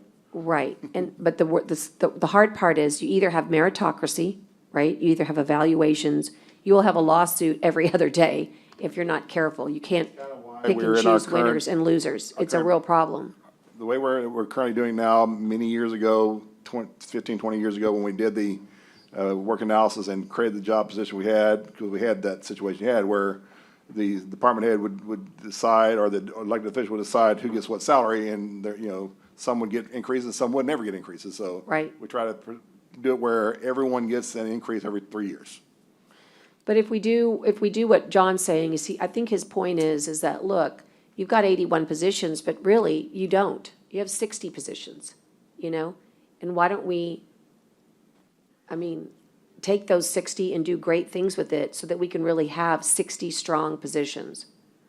Well, I think we need to work with the department because, 81, if they had 81, they could do a whole lot more work than they could with 60. But again, if they can only ever hire 60, I agree, yeah. Theoretically. Well, and I Theoretically. think that certainly could ring true in the jail. Yeah. I mean, without a doubt, you know what I Yeah. mean? Because when I've been here, this is my 8th budget. We have never been fully Staffed. staffed at the jail. Never be fully staffed in the jail. Never have been. Never And will I be. mean, so it's a great concept. Well thought out. So, does it cause a little discernment? But, and maybe so, but if you go back and you say, okay, now some of that collective bargaining may kick in, right? I don't know which one Right, of those with them, they're under a different agreement. Right, but still, it's something to look at, because if you could go back and say, all right, you guys agree to 20 less positions, but we'll put all that money into the. Employees. Into the employees, and then we still won't be fully funded. You but- can do that but as we'd long be as it's more equitable, competitive. and as long as No, it's that's what under I'm the saying. employment law. I think it's fine. Everyone's gotta be equal. Gotta I know be if you equal. move here, it affects everyone else. I get that, and I know that's like a lot But to you take could- on. We could spend No, every meeting Yeah. on that subject Yeah, it's a alone, good and idea. studies and all that, but I think, Yeah, at some idea. point, we got a budget to where we know that number's What actually is never gonna be real. Actualized positions, what is real. I agree. That's all I'm saying, is But that remember I also think that, can help us. that cushion that those, that also affects the budget. Lloyd always used to talk about that, and I never really got it until I sat down with him one time, and it may have been with you or Steve or somebody, I don't remember. And that cushion counts on our budget, and it makes No, a that's what I was saying at the huge beginning. difference. Yeah, I get, we gotta account for a Yeah, it's a huge percentage that we're analysis. never gonna Well, touch. and let me just say, if you ask Dale to show you on one side what overtime looks like, And those dollars versus your vacancies, that's a wash. In other words, there is no cushion. There's no cushion because you've overspent on overtime On the rest of the positions. and you've lost people because you're working them too hard. So I think at the jail's its own animal, but on Road and Bridge, this is a concept that could be achieved. But the problem is, you can't allow a department head to do it. You have to do it because you've got a county attorney who understands employment law, who's gonna make sure that you put the checks and balances in. Because I'll tell you what I've seen is that at the law enforcement side, I've already ID'd 4 positions, and it's easy to see it on the pay scale, where they've never moved in 16 years base salary. Now, how could that be if there's equity? Well, somebody didn't take care of somebody. So we've got to make sure that we do that. And the way the checks and balances are through the auditor's office and HR. So I think we should try it. But it's got to be at a place like Road and Bridge where they're so unique that it doesn't affect any other department. And you have to be and the court has to be the one. You let the department head say, hey, here's how I want to reorganize it, and then you approve it through here. That's how you do it. And when we talk for about Road and equity. Bridge, they've had a heavy equipment operator position open for 2.5 years. Nobody applying. And the other thing is that we've got to get smarter about winning the day. And I think we ought to have workforce development in this courthouse. I will tell you, because I sit on that board, they have amazing tools that we're not utilizing every single day. And they pay people on top of what we pay people. They have grants for it, workforce solution grants. But you got to be like in the know. So I was going to suggest that maybe this term, given the way unemployment is here versus the state of Texas, that we got to try something new. And they're right next door, but they're about to move. But anyway, we need to see if maybe they could plant themselves here. That's where I think we could do some I good don't know if we have work. any space, but they can have, I don't know. No, they go into HR. They just sit, I mean, you just create a place inside. Oh, you're saying like a little workspace? Yeah, just like a little workspace inside HR. Just a comment, you were talking about the cushion as far as regular salaries. Well, we don't actually maintain that anymore because we allow the departments to reallocate their salary savings to operating costs. You know, at one point, they were not allowed to touch their salary savings because it goes back to your fund balance. So we would have to actually, making sure that didn't happen anymore to And see we're those very, very hesitant about allowing them. When they bring in a request to my office saying they want to use salary savings, they go, what else have you looked at before you can touch it? That's the last thing we let them use. Just you need to remind us of that too, Yeah. because I don't think we have had that reminder in a while. So, I mean, because it's a good, that's a good point. Sorry, I'm choking. I see, salary savings, and I think that's a great creative way, but then I forget the other side of it, but that doesn't get brought up. You know, we need to be reminded of that too, so that's a good reminder. So do that when they bring those in too, please. Okay, the next item, we'll want to go to C1 and C2, that's your budget calendar. Towards the bottom of the page of this, where we're at right now, August 8th and 9th, we're doing our workshops that we're talking about this on August the 10th, the next Commissioners Court. We will be submitting our no new revenue tax, voters approved tax, we'll be talking about very soon. And then we have, we postponed the August 15th, 16th budget meeting unless needed. As we're going now, I don't believe we will need those, but we can definitely have them if we do so need them. As you see on the 17th, we have a meeting discuss the proposed rate, whatever the rate would be, whether it's the no new revenue tax rate or whatever rate we believe is necessary. This is a ceiling again. This is not adopting a rate. This is just proposing a rate that we will use, and we propose a rate that's in excess of the no new revenue tax. We have to publish notices and hearings, and we have to have a public hearing. And I believe the public hearing is on page C2. When's that hearing? It is on. September the 1st. Yes. So then, Doug, I mean, Dale, let me, on the 10th is a submission, voter approved and fund. So that's kind of when because the only way we would know that, okay, wait, I'm sorry. On August the 10th, we will basically tell you here's what the no new revenue tax is. Here's what the voter approved rates are. Here's what last year's rates are. And here's what the fund balances we have for the operating funds we have. That's all it is just submission of the rates.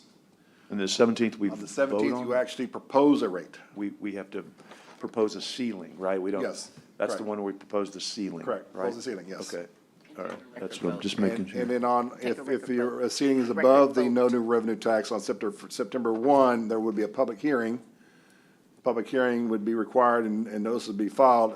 Now, on the August the 17th, since this is going to be a vote, it will be a registered vote for each of the commissioners, and we need to make sure 4 are present for a quorum. 4 are required for this rate as well as adopting the rate. They're all 4 are required for a quorum.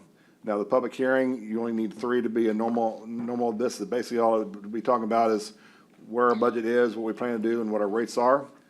On September the 2nd, I will be filing the proposed budget with the county clerk, and with each of the court members to tell you, here's what we're filing or the proposed. Anything can change from that point in time.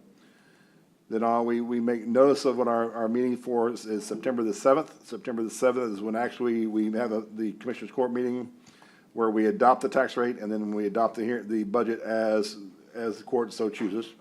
And on October the 28th, I file the approved budget with the county clerk. Any questions on the calendars? I don't have a question on the calendars, other than we're gonna make some decisions tomorrow about, I guess, if we want any more workshops, or what are we gonna do, on more information, but I just wanted to make sure that when we go into, the book, you've done some nice calculations. Are you gonna try to get into that next on jumping all the way to J? Because I feel like we need to make sure. I'm gonna go through the general funds, revenue and appropriations, Okay. and show you what our estimates are. Even though these estimates will change, but when we know that we'll be transferring some of the costs out for the transporting of the inmates, as well as the Metrocom, as well as the moving the money, the 35% from the sell the asset over the general fund. So some of the numbers will change in my estimated actuals, but I just wanted to show you where we started with. And right now, we're expecting a little bit of a loss, and if we can use these numbers, as well as what I mentioned to you about suspending some of the medical insurance, that will definitely save some money, and then our loss won't be as significant. If we're ready to go into the general fund, if we go to D1, the one you need to do is a column right in the middle that says estimated actuals, and then those 2 columns to the right, you'll see over and under budget. Those are the 2 items that are really important to where we're looking into. The first level is you see our property tax. Our total property taxes we estimate collecting $85,258,978. But as you see, that's $2 million less than what we budgeted. That's where we're a little bit hurting because of the economy, because of COVID, because of the inflation rate. We're about $1.7 million short on ad valorem, and that kind of meets with what the tax assessor collector has been provided on their monthly collection reports. As we see, the next one is the other taxes. Other taxes include your bingo tax, your occupation, and VIT. That's not as bad because we're 4,752 over, but however, our bingo tax is a little bit less, and the state changed how we collect money for the bingo tax. Before, they would collect everything and submit the money to us. Now, we are required to collect the bingo tax from every entity. It goes through it goes through the county clerk through collections. So we need to make sure we've collected from every bingo establishment in the county to cover this, and it is down about $30,000 if you look through the history of the time. Now, where the concerning numbers are our fees of office. You see our fees of office for our county clerk collections division, and this is because we haven't had a lot of the court action. Our district courts and county courts have not been hearing cases as much as they had in the past. So their fees of office, their records management fines, their courthouse security fees, all the other fees in the office have gone down. As you see, we're about $47,000 loss from the county clerk. We're about $48,000 from the district clerk. Now, the one good thing is the county clerk records division has seen a large intake of increase because people come and file their stuff to get their titles filed, their records filed, their marriage licenses, their birth certificates. We saw that a significant increase. But as you go through all the just the piece, you see most of them are at a deficit, except for 2 of them. You'll see I believe 1.3 is about $16,000 over, and 2.2, because of where they're at and what they're doing, is 55,000, but the majority of them are short. On page 2, we see where our sheriff's office, most of our sheriff's office, because we started towards the end of the year, where we started getting more of serving papers, because we're doing a lot more civil filings. So you see most of our sheriff and our constables are above where they're in the present. So that means our total fees of office is about 383,000 over where it was, which is very, very promising. However, again, look at the fines and forfeitures. Those, every department is negative. And because the courts are not issuing fines, they're not issuing this, and a lot of it's the JPs that are either the fines are not there or the courts are not taking action. Can I just stop course. here for a second? Okay, two things before we get too far in. So you're absolutely right. That is why. And it is I'm just offering a potential possibility. When we talk about lost revenue from COVID-19, that's what ARPA is supposed to come up with. So you're supposed to be made whole here if we choose to do so, and I think we should, because you have a direct nexus between the loss of fees and fines, and that's why we kept telling everybody, make sure that we don't overspend in the government service area under ARPA, and we haven't. Haggerty's made sure we've kept a good balance ratio. So I believe that we should at least consider, make a note, that wherever you see loss of fees and fines that are attributable, that those are attributable to a lack of court engagement, we should be able to collect those in ARPA. And that's okay? and see, to me, that's a one-time It's thing. a and one-time It's not a continuing thing, and it cliff gets thing, us, right? and it gets us clean. No, I agree. I mean, and- I think there's anything like that are losses or like that, like the inmate housing and the transportation. Absolutely, and one time. It's a one-time deal. That's not gonna kill us when we have to jump off the cliff next time, unless we lose it again because of something else that comes up, God forbid. But I agree on those. I just have heartache on the new Right, positions. so I just wanted to stop and say, I'm gonna ask for, the total of what you believe to be, based on these calculations, the loss of fees and fines, and ask that that total be given to the court for consideration to be made whole, just like we did health insurance and other things. And then my other ask is, and I'll make the call myself, but on Linebarger, I'm gonna make the call to Linebarger, but on the 176 deficit that's really hurting us, that's the lack of people paying their taxes up top, that looks a little not in keeping with previous years. I'd like to see the breakdown from Linebarger on that, because they know exactly what the timing is on people paying. In other words, there's a date where you get your pink slip, right? And then there's a typical estimation on, okay, from the time you get the slip, what do we really see as an average recovery? So we need to calculate that in. But more importantly, there is a mortgage program right now by the state that says, I'll pay your delinquent taxes. You know? So if it's COVID related, then we get those the state will pay them their back taxes, delinquency. So at some point, I want to look to see whether we can recover those. And, again, Linebarger knows this, and they're working on that. They send those documents out, to the people, but I don't know what their ratio is on hits. So I guess we need to have a little report, because that 1.7 is probably our biggest, hit.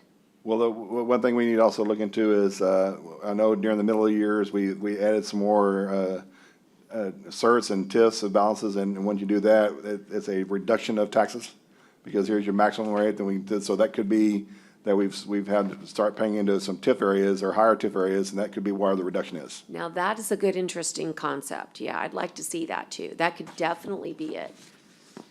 Okay, those are all right, tax increment, those funds, investment funds. Okay, all right, sorry about that. I just wanted to mark about the fees and fines, because I feel like across the board, we could help ourselves a little bit. Go ahead. Toward the bottom of page 2, you'll see you have the license and permits is where it's a little bit less, but that's understandable. With now the motor vehicle services where we get part of the sales tax from the sale of all of our motor vehicles, you see that's significantly higher by $500,000. So we've seen a lot of sales, we continue to see a lot of sales, so we can expect that to continue to be at least that high or higher.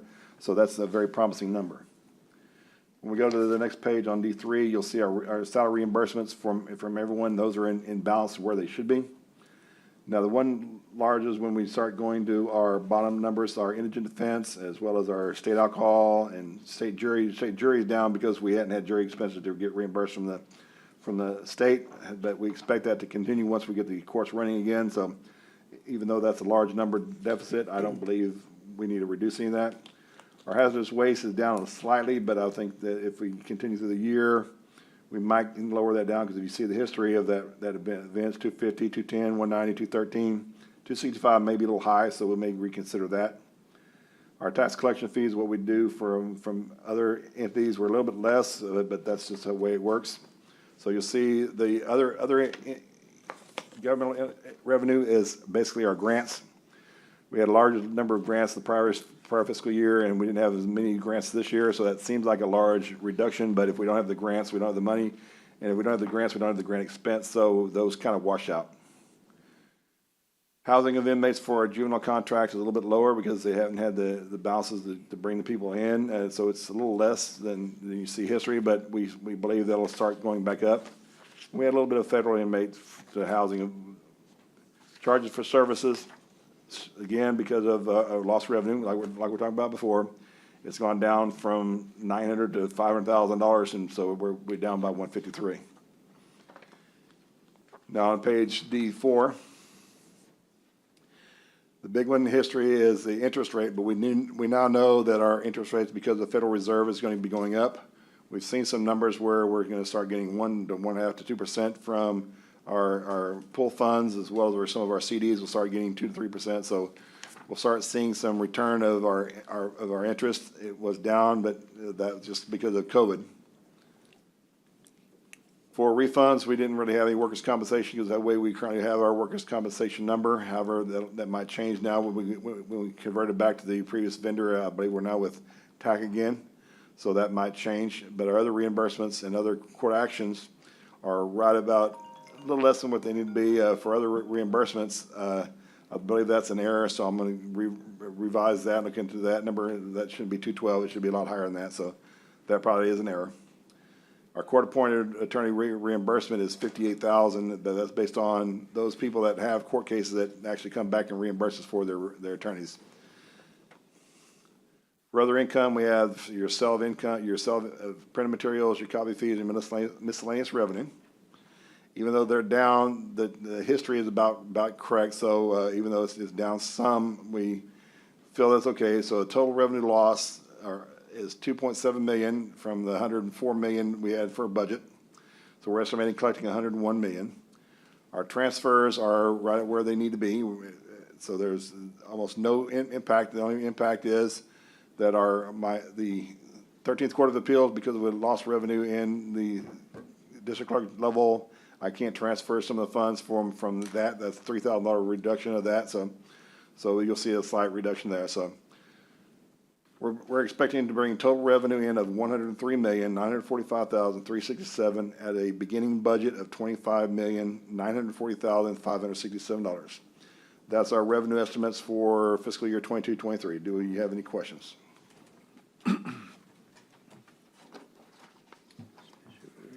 If we're going to go to E1.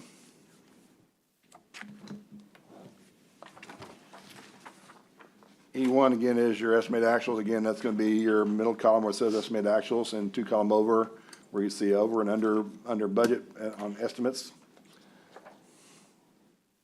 These are summary of each department, so we'll go down to the very bottom for total general government. We're estimating $19,352,000, excuse me, $52,520 on a budget of $24 million. So we're under budget of $4.9 million, which is very promising. The biggest one is our general administration. That's where we budget for our contingency, both for our operation of funds as well as our tax disputes. That's where those balances are. That's why we always see significant savings there. On E2, you'll see the total very bottom of the building and facilities. We're estimating $8,808,332, under budget of $810,217. Our capital outlay, this estimating is $659. That's probably a little low because we just know we have a few more expenses, so I'll probably have to reevaluate that. But right now, it's slightly under budget, but I believe this will be an over budget by when we do the reevaluation. On E3 and E4 is our administration of justice. That's where all of our courts are, our district courts, county courts, our JP courts. We're estimating $22,897,878, under budget of $3,091,592. Our sheriff's office and law enforcement is where the most expensive portion of it. We're estimating $37,556,042. Even though there are some that are over budget, for the entire budget, we're $1,075,000 under budget. As you see for the jail, we're in the sheriff's office and several of the constables they're over budget. Our social services on E5. And when we do the breakdown, what do you see? Like over budget because Well, anything most of your constables consistent? and sheriff and your jail are over budget because of overtime. That's what I was gonna say. We need to make sure people know that it's For the overtime. jail, it's overtime and meals. Meals is significantly higher. Meals and overtime. Okay, which is good to know why it's there. On E5, we have our social services. Our social services is $2.9 million on estimate, or $397,000 under budget. Our health and human services is estimating of $972,461, 172 under budget. Our agricultural services is $1,009,474, under budget of 104. So if you look at the total appropriations, we budgeted without transfers we're estimating $94,229,000, or we're under budget by $10,585,622. That does seem good, but that's about 89 to 90% of our total expenses. If we go to the next page, you show our transfers. This is where we get hit quite a bit, but our transfers are under budget by $218,000, which is good. So we're estimating $10,869,000, and an under budget of $218,867. Now, if we look at the fund balance, our fund balance for actual last year was $25,940,567. Without doing any of the changes I mentioned before, where we're going to do suspend the medical insurance, we're going to recover our loss for transporting prisoners, we're going to do our Metrocom and other changes. Right now, we're $1,100,000 loss in revenue, so our current fund balance, estimating wise, is $24,760,109. So, but if we get all those refunds back and we get the changes back, we'll probably be pretty close to being even.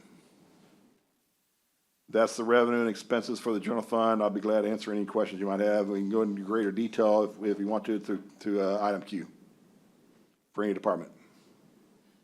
Guys, anybody? I'm just Under budget. curious. Under I was gonna budget's say, pretty do you impressive. have any cuts you wanna make, sir? Under budget's pretty good. so Pretty far, good. Of course, remember, it's At this point. at this point. Well, I mean, But we're I early. mean, we're almost there. Yeah, we're early. Don't Okay. hold me to nothing I know, yet. just I know. being Okay. extra careful. I know. Okay, I guess we can continue if there's no other questions.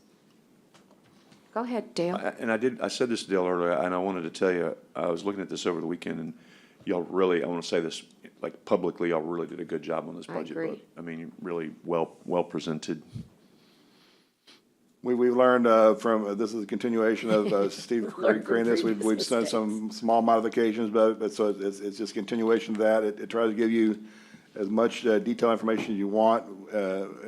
Right now, we're going through more individual cases where we summarize everything, but we can definitely go through Q and on is all detail, and we'll be glad to go through any of those you might want. But we thank you for your comments, and my staff and I work diligently to make this easier as we can.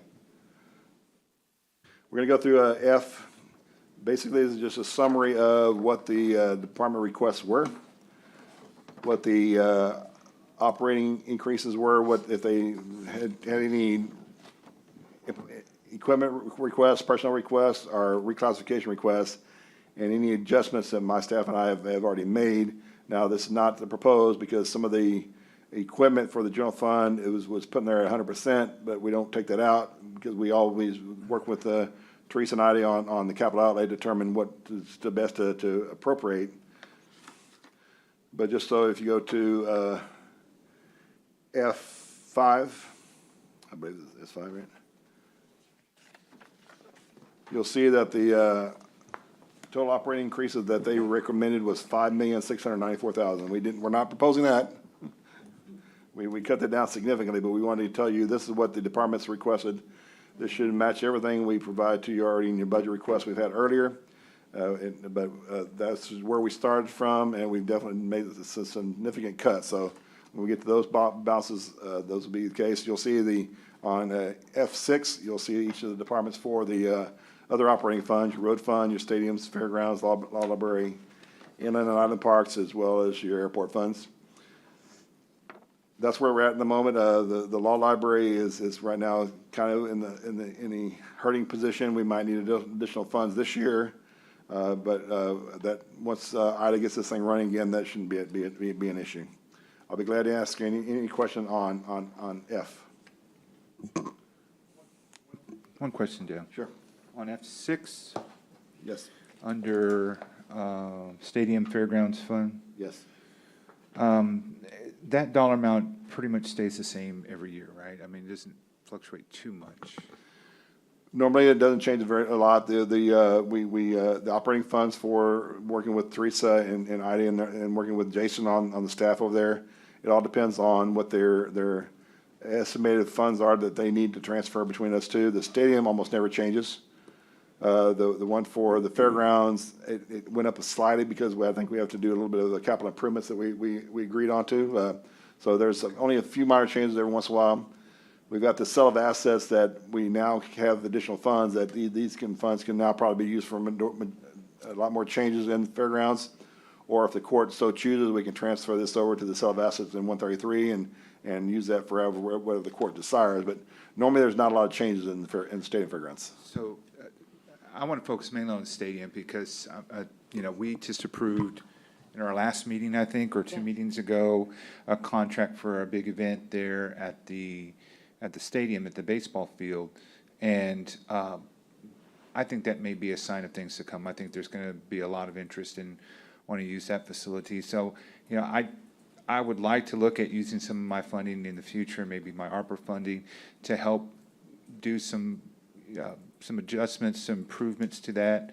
I'm just trying to get where my baseline is. So we should be seeing $310,000 roughly a year in the operation. And that's just covering salary, or is that like the upkeep, like It's the upkeep of the, I don't believe we have a lot of salaries in 141? No. Or 140?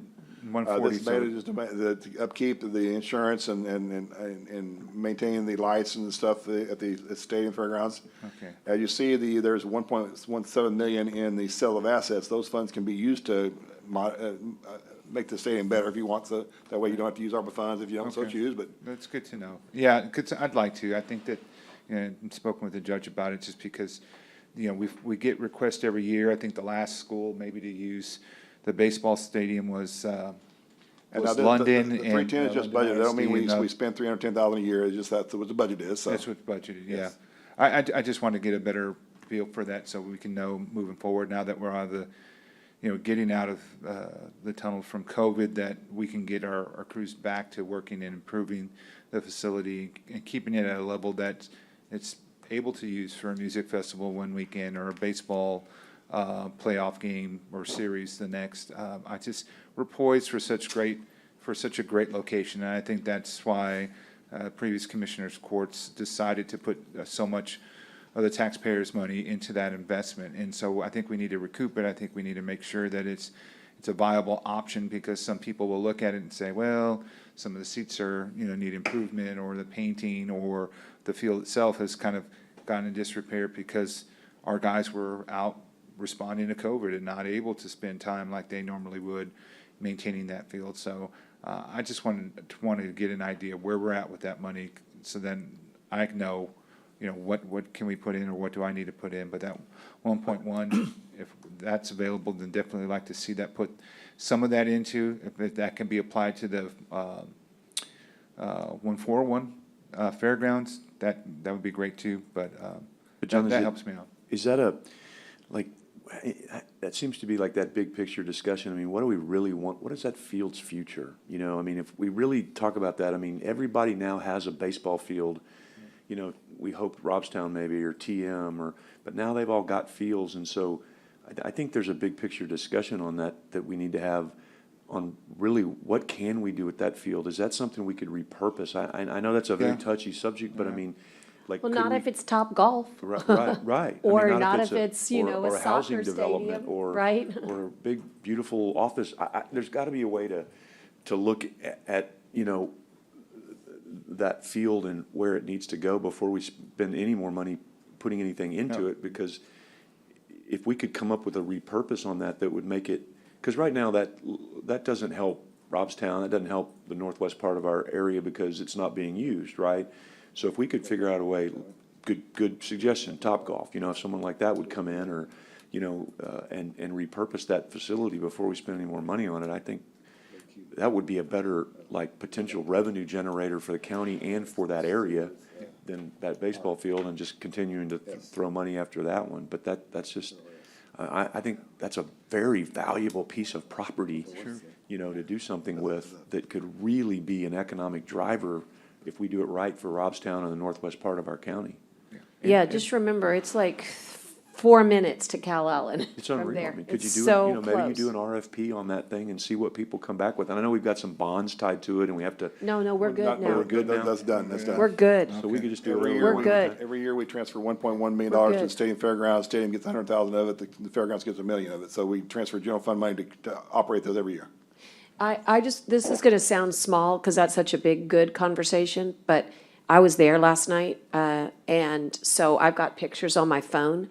But I think, going back to the discussion of Road and Bridge and Inland Park, some of the areas that we know we have, you know, unique people stationed there, I really would love to see, now that we're out of COVID, at least in the extent, at least for right this moment, I'd love to see us reallocate people so that we could have consistency, so that someone in Inland Parks is stationed on that fairgrounds, right? So you create a pride of, wow, I am maintenance for this beautiful area, and it's done every day.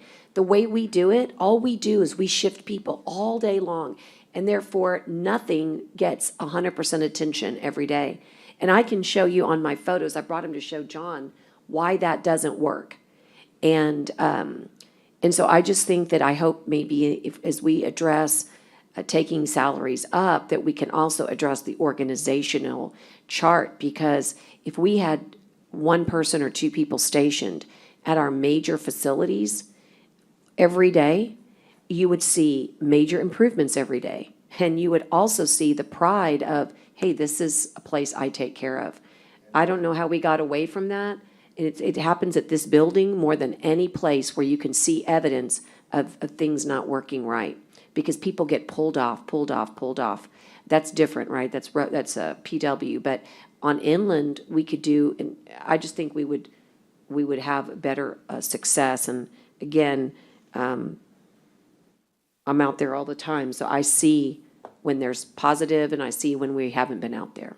I know we've got some requests in for ARPA funds of $6 million for Inland Parks, and as we go to tab G, we'll talk about the salary recommendations, request for these areas, and Edward did put in a request for 10 new employees. You'll see at the very top of G1, he asked for 10 new employees. We can't afford that this year.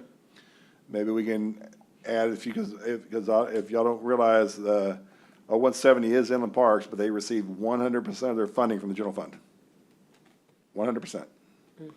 Right now, we transfer 1.7 million to the general, to the Inland Park. So if you would increase that by $300,000-$400,000, we'd have to increase that by the same amount, 1.8 next year. 1.8. So it's with all the stuff is adding with the new park improvements, I agree with the judge. We probably need staff to maintain each of those individually.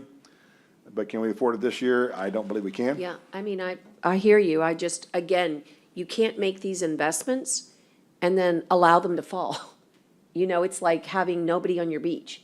It doesn't work. You have to have maintenance, but what I think is we're too scattered. I mean, first of all, they just do amazing work, but they would love it more and they would appreciate it more if they could home base somewhere.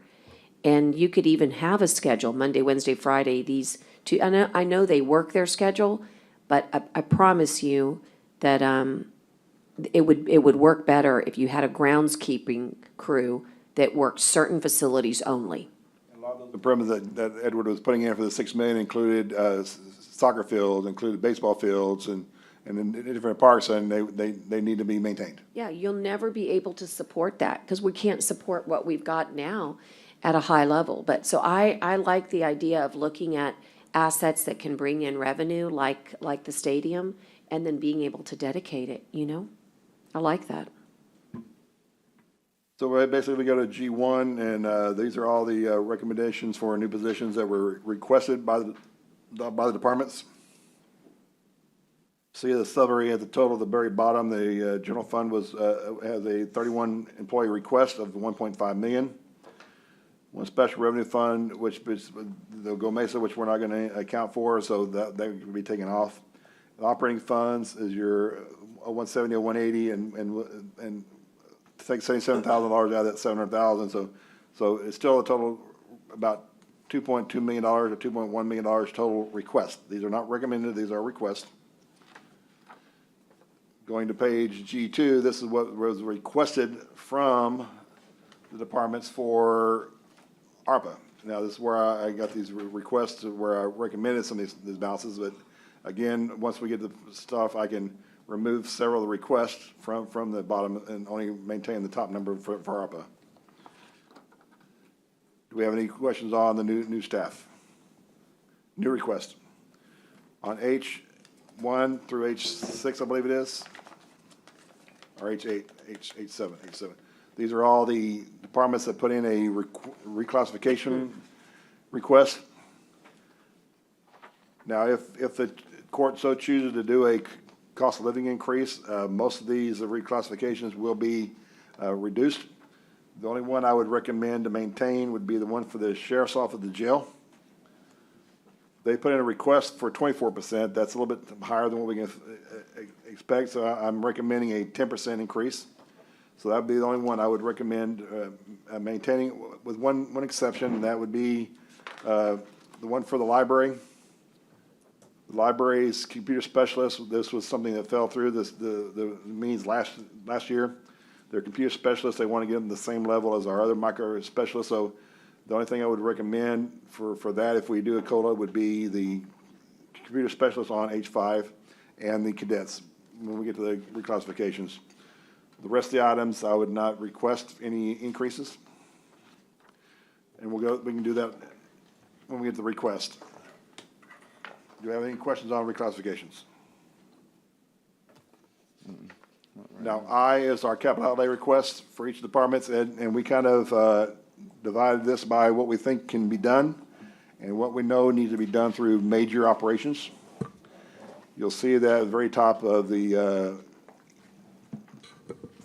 Road and Bridge submitted an amount equal to what they've had in the past, so we believe 100% of that can be funded through their operations.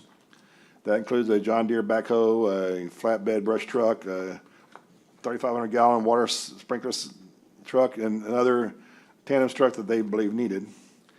Now, when we, pardon me, we had a request from the inland parks. You see their total request was around $26 million. Well, we were only able to fund about $30,000 from their operating funds. The rest are either through ARPA funds or through capital improvement funds or through other funds. And we know $6 million of this total $23 million is going to be funded through ARPA funds. I'm not sure exactly which the parks that they have improvements that qualify, but there's a lot of other stuff that they have that we can't fund with operations without either doing a certificate obligation or lease financing or some other forms. Same thing for coastal parks. Coastal parks, we're allowing them to budget $114,500, excuse me. 5 million of it's gonna be outside of the funds through either ARPA or through, hopefully we can use the money for the TIF for the Pottery Body Park that we're talking about, or the access roads and stuff that we're doing, some other stuff that they're requiring that we just don't have funds for. The rest is all general fund. On page 2, you'll see a balance for our Hilltop facility. They're replacing some wings and stuff, the 1.3 million. I know Commissioner Hernandez is working with Edward and working to get some stuff through ARPA as well as some other forms of funds. So 1.37 million is going to have to be through a capital outlay. So we expect the 145,000 is qualifying for general fund. Same thing for your Robstown Community Center, the new building that they're asking for Driscoll can't be through regular operations. It has to be through some other forms, 683. The rest are just general form, and I know we're working with Teresa and IDA on how much funding we're going to have in the general fund for total cost. I believe we're adding $100,000 this year for capital outlay from what we had in the past. We've added a little bit of around 125 because we're getting a significant number of cars to our lease agreement this year. And we had to put in the lights, sirens, radios, and laptops for it, and that's something we had to put in. We didn't have it last year, so that's our capital outlay for 22-23. I can be glad to answer any questions you might have. Yeah, Dale. Yes. Just overall on capital outlay request, I mean, at least for the equipment, not necessarily anything other than that, but like, we talk about the backhoe, right? We priced at $170,000. I'm really concerned with just that and the pricing for vehicles because I know that they have fluctuated a lot, especially over the last year with supply chain issues.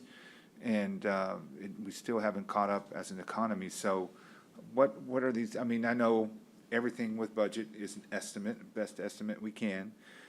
But, say we do go with some of these recommendations, what do you have built in? Or do you feel pretty confident that these numbers will stay at that level? Or are you giving us a little bit higher estimate, maybe the peak based on trends that you've seen? And then you're just giving us the highest point you think so we can stay below that? Or Most of these came through quotes through the departments. The departments put in the quotes through their budget request saying this is what they believe their quotes can qualify for. So we're relying on the departments to tell them what they believe is necessary to fund a backhoe, to fund a dump truck, to fund some other stuff. Now, this can be the highest level they see, and we can get it for cheaper, or we can try to get it for a lease purchase where it won't be as bad as the capital outlay. But most of the stuff that we see here is through a quote that the department has provided to us. And like a dually truck, that's not going to be part of our enterprise lease, and they don't offer that or what? Well, I'm working with Michael on some of the equipment. These larger trucks, larger dump trucks, dually trucks are not something they currently lease out, but that's something that we can work with them. Yeah, And no, we not a can problem. I definitely- just want a yes. clarification. Yes. Yeah, no, I totally, a bigger enterprise maybe doesn't have a whole lot of dump trucks, small or tandem or the dually. Now, if we go to 180, this half-ton truck, three-quarter-ton truck, those most likely can be done through a lease purchases. That's why we kind of put them over here as major and either, because we're in a policy now that the court is telling us that we don't want to buy any vehicles because we're doing most of it through leases as best we can because it's cheaper. Right. So, and that's what we're trying to say. So some of these larger trucks, larger half-ton, three-quarter-ton trucks, dually trucks, we can possibly get through a lease, but we need to work with the enterprise to make sure they can qualify and get the stuff for us. All right, thank you. And this is just food for thought. Ida and I both visited with them, but we visited with GM, who has a brand-new fleet for lease, I guess, to compete with the enterprise that are just simply for emergency and law enforcement vehicles. So, where enterprise may be like good for some things, but not for others. I brought you all that info. I just need to get it to your desk, but I do love the lease because of the maintenance pieces of it. Yes. And, but I noticed that wherever there are gaps, I mean, I don't think they're doing dump trucks, but as far as like other vehicles that we may need, including high water vehicles, let's I'm gonna dump what I've got on, That right now, they don't From have any you. high water vehicles, any large vehicle dump trucks or something like that. They currently don't because they want to have an aftermarket sale price Exactly. for it, so. okay, all right, well, I'm with you there, and then I wanna mark all that playground equipment. I'm gonna talk to you guys about that offline. I think there's another opportunity that was already spec'd that could help Edward on his budget. If we had another resource for all the playground equipment, then maybe that would free up money for other items, so just, We had some playground equipment. We wanted to work with the health department because they had some funds through some balances, and we got some that were Right. ADA responsible, but there's still some more, including the ones at the Hilltop area. They want to do some playground equipment, so yes. I agree. In fact, it's Hilltop and, trying to remember the other big one that got spec'd, but it may have even been Ortiz, but you know, when we had that discussion of there's no plan, well, there was a plan, and the plan was that a lot of that health department funds would be used for playground. And so I went and dug it up this weekend, and I'm gonna hopefully get it to everybody, but yeah, I mean, we have dollars, and maybe that can help Edward, so. Hey, Judge, rumor is there's rain in Corpus I Christi know, somewhere. I I've heard I it. just had to share that. to I bring a wish little that, hope just so you and know, let's hope to recess everyone. if we go see it. How sad is that? It's very sad. Oh my I just gosh. sent you guys a drought, email. Okay, so thanks, Dale. Okay, go ahead. All right, that's our capital outlay request for the balances. Now we're gonna go in our budget challenges that we kind of know and some of the items that we want to reflect and see the best, how we best handle that stuff. The ones Okay. that would have a asterisk by it are kind of required increases. The ones that don't are items that definitely can be discussed through court to determine whether we want to include this or not. Okay, can we go through those before we, I think these are the ones that the court needs to just make sure that they digest. And if there's anybody that feels differently, I'd like for you guys to speak up. The first one is continuance pay elected for 13 employees at 22,981. I mean, that's not an option. That's an asterisk. There's 13, a majority of the JPs qualify, I believe, the district clerk qualifies. I'm not, I can't remember exactly who else qualifies, but there's 13 of the employees that are elected officials that qualify at 22,981. Okay, so my point is, guys, the first three are not, as they say, those are non-debatable, but does anybody have any concern about those? That's just part of our, now the electeds, they can yield, They can right? yield, they can opt out. yield. They can so choose. No, that's, yeah, and I just. That's I just think I something yielded we last send year, them a so I letter. shouldn't be on that list, right? I think I took No, mine. yours were not, no. Yeah, I think Teresa, I may be on that list now. Will you Yeah. check on me? I believe you are, Commissioner, Judge, I I believe you believe are. I am, so we'll go ahead and take me off of it. Not that I have any different needs as a mother of but- 5 children, but it's a different story for electeds, so. Yeah, I yielded last year too. so I think same you did thing. it too. Right, yeah. Yeah, I just want to so- make sure I shouldn't be on again this year, but. So we'll get the right number, but I just want to say, do we at least agree in principle that those first 3 are just think you can do it. non-debatable?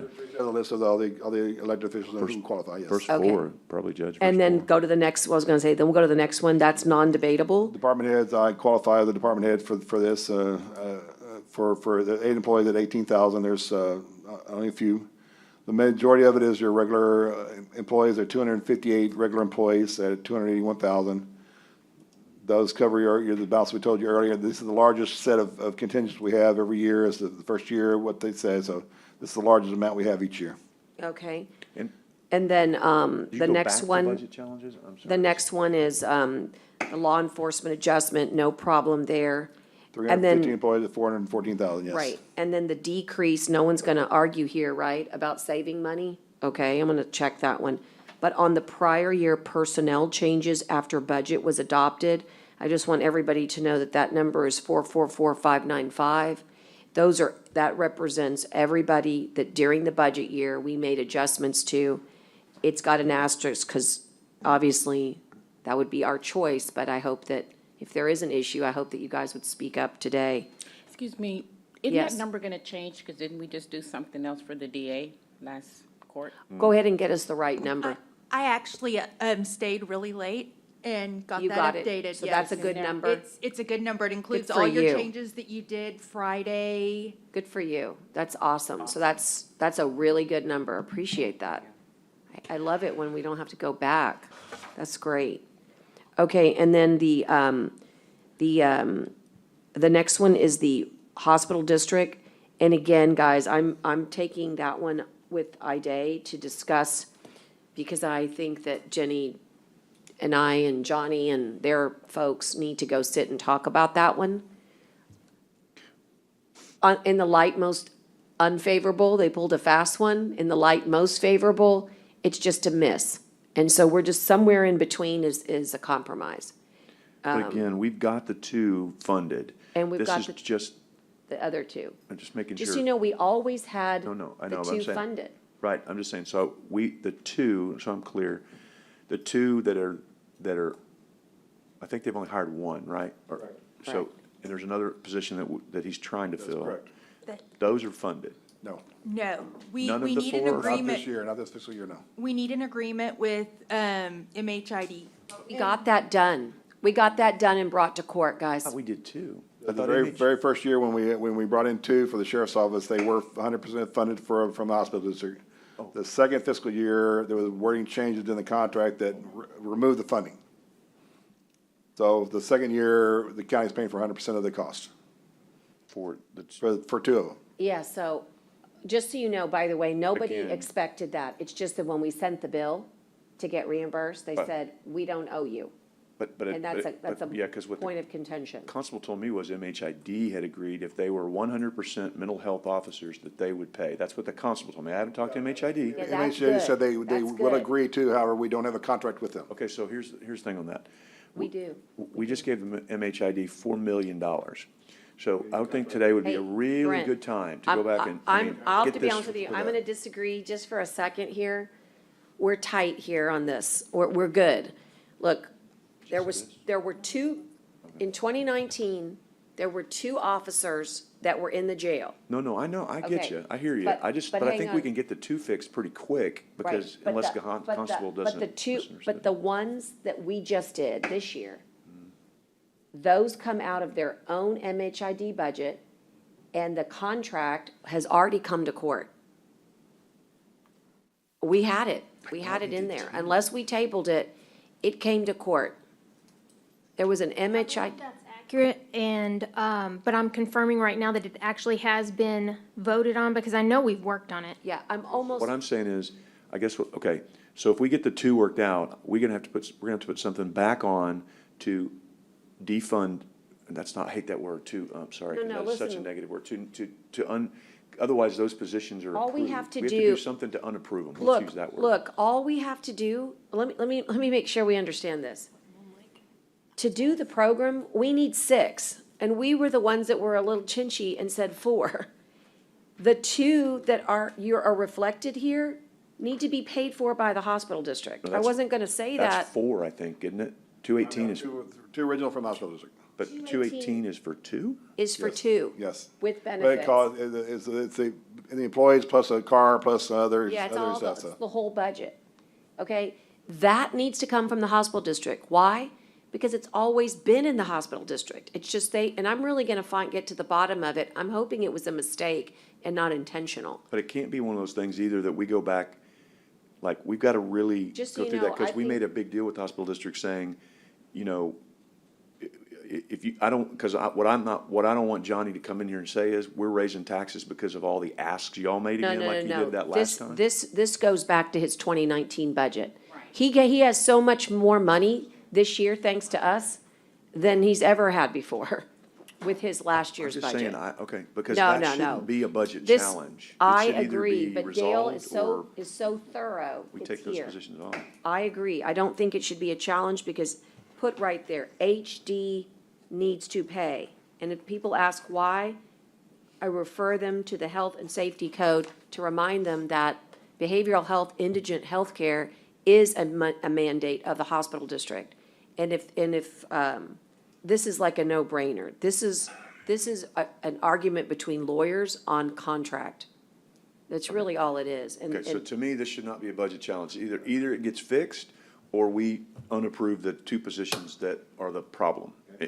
Or not, we Okay, put it we're on the gonna agenda to We're discuss. gonna fix it. We We're put gonna it- fix it, okay. because you can't run mental health without mental health officers in the street. But I'm with you. It shouldn't be a challenge. Okay, Just to be Metcom, clear, commissioners, I believe the hospital district gives the money to MHID Yes. already to fund those two officers, so Two, they and I think are, that's the two they think they're paying for. No, they are Jenny, I'm funding not two sure. officers. they are, but this is different, guys. This is so different. I don't know. It's fine, Judge. I'll give you a Yeah, chance to go back trust and bring me, it back. I trust don't wanna- me. You're right, and you're right, but the number is 4. But I'm just telling you, CCISD, or no, CCSD, Bronner, CCISD, HD, no, CCPD, my understanding, only has one mental health officer for the entire city of Corpus Christi, so, well, that might explain quite a bit. well, no, I mean, the point is, why are we taking on four? Because we have a program, No, I and know. we need to remind everybody, it came to court. This program assists CCPD too. This is okay, we'll get back to it. Let's do that. It's not a Let's- contingent liability, because we're gonna make sure that it's not. Okay, Metrocom, Teresa's gonna work with us on getting just the backup, because I think it's important for you to have it. But as they say, Teresa, is this a case of it is what it is, Dale? Well, what I'd like to recommend, there is a possibility of a 423,639 increase. Last year, we paid 100% of the increase from ARPA. I would like to recommend if we split this 50/50, let ARPA pay half of it, when the, general fund pay for half of it, then we can kick the can down the road next year. But I get it, and I hear you, but we're stepping off the cliff again. I will say my hesitancy throughout this discussion, and if I vary from it, please call me out on it, is I'm okay with the concept of, and I'm one vote only, but I'm okay with the concept of another year of funding already funded positions. I am okay with funding any legitimate losses as the judge described. I don't know that I'm gonna vote for anything that's a new add to the cliff, because I am really worried about next year's budget gonna be 10 times worse than this year's Yes. budget if we keep doing that. So I appreciate why you're doing it, Metrocom. but I'm really nervous about it, and And I think on Metrocom, I think maybe we should have like a whole nother discussion just yeah, on it's gonna go on Metrocom. forever. Metrocom's never Yeah. gonna go away, so I mean. There's some opportunities there, I think, in the future there. Just to remind everybody, we don't receive any 911 fees, Brent. No. And commissioners, and we need to change that. And that's something I've talked to Todd about, it's something that I've talked to Chewy about. It's a long story as to the legislative process, as why we opted out of it a while back. And the county's changing and the demographics are changing, and so, I'm suggesting that we go back to the legislature and get brought back into what's called a district. And when we come into a district, we would be eligible for 911 fees. There's also something called the IP fees that we could be eligible for. That's like when you have a phone number, like all our iPads have phone numbers attached to it. So you should be able to get the fee attached to those, and we're gonna try to collect those, I think, for the very first time this cycle. So Metrocom is its own animal there. We need to work towards our future on Metrocom. Because that's just gonna keep increasing. We gotta make sure that we have dollars there for that. Okay, the 27,000, self-explanatory, janitorial services. The COLA is 1.5 for 3%, and then the others, So for Metrocom, are we splitting it, or are we leaving it all in general fund? Yes. I don't know, Because that's if you just my split it, opinion. Even the next year, if it goes up, that's still an increased cost if we're not gonna use ARPA. My opinion is, I wouldn't, but that's I'm I mean, Like I said, it might go up next year, but I don't think it'll be a $400,000 increase, because this year, because I think we're at it- 1.2, to Yeah, 1.9. Teresa, you gotta use your mic, Teresa. You gotta use your mic. I'm sorry. can y'all pull that budget so we can look at it? Connie is the microphone police. So yeah, next year we'll have probably a small increase in Metrocom, but it won't be $500,000. Like But it we is this still year. have to come up to the total budget. I know, but it still won't be and- $500,000, but Okay. That's all. hopefully. Yeah, I think if we can I mean, obviously, today's just day one of budget workshop. Let's bring back Metrocom, but, and then obviously the rest are self-explanatory, which is how you get the big number of 3.244, assuming everything stays the same, and I agree, it can have a little bit of fluctuations. So, any questions, because this is a big one. It's a good place to pause. If anybody wants to, pause here, this is A through J is what we've been able to go through so far in our budget books. Okay, Dale, no questions. I guess, do you What I would want like to do is kind of go a little bit advanced through some of this stuff as we go to O, oh, you got it? because some of the next stuff we have coming up with recommended budget challenges and recommended reclassification, recommended new positions, it's good to know what our values are. If we go to O2, you'll see our values for our general fund. Can I go back? I thought you were gonna go to M. I do have some on M. Okay, look at him. Let's go to M then. And Judge, I know I'm not trying to pick a fight on this because I know this is something you support and I'm not trying to be that way, but, On M? on M, on the new position, between county library and. Oh, I have a solution, I think. I don't think we're gonna be too far apart on this. My thought here was just that that UTMSI, I've talked to them. I agree. And they can provide all this curriculum and they're happy to do so, and so I don't, Well, it's not that the curriculum would change, it's that physicality of going out there. but Right.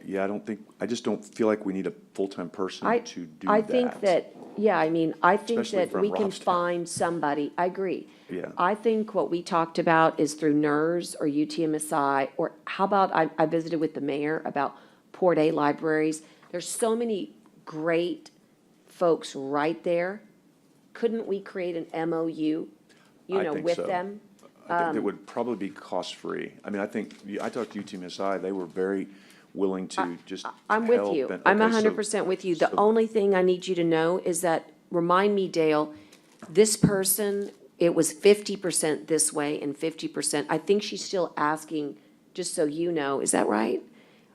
Pardon me, it'll be 75% at the Keach Library and 25% there. Yeah, just so you know, her librarian request is only a piece of it out there, Right, which I'm and I'm willing to saying- take out. I'm saying, I'd need to know, like, another for that, so this has, I guess, been altered in some So capacity. we altered it. And so I guess I need to know why that position's necessary, because I'd like to take the 25% piece out of I coastal agree. parks, And that's not a problem. and therefore then I need to know what the justification for that position All is. right, I'll work with Ida, see what she can get in justification on the other portion of for her libraries. And she came in and told us, but I think it's not a bad idea to remind us, because I think we all fixated on the coastal piece of it. But Right. she came in and told us what that scenario was. So we may go back to our county library piece of it.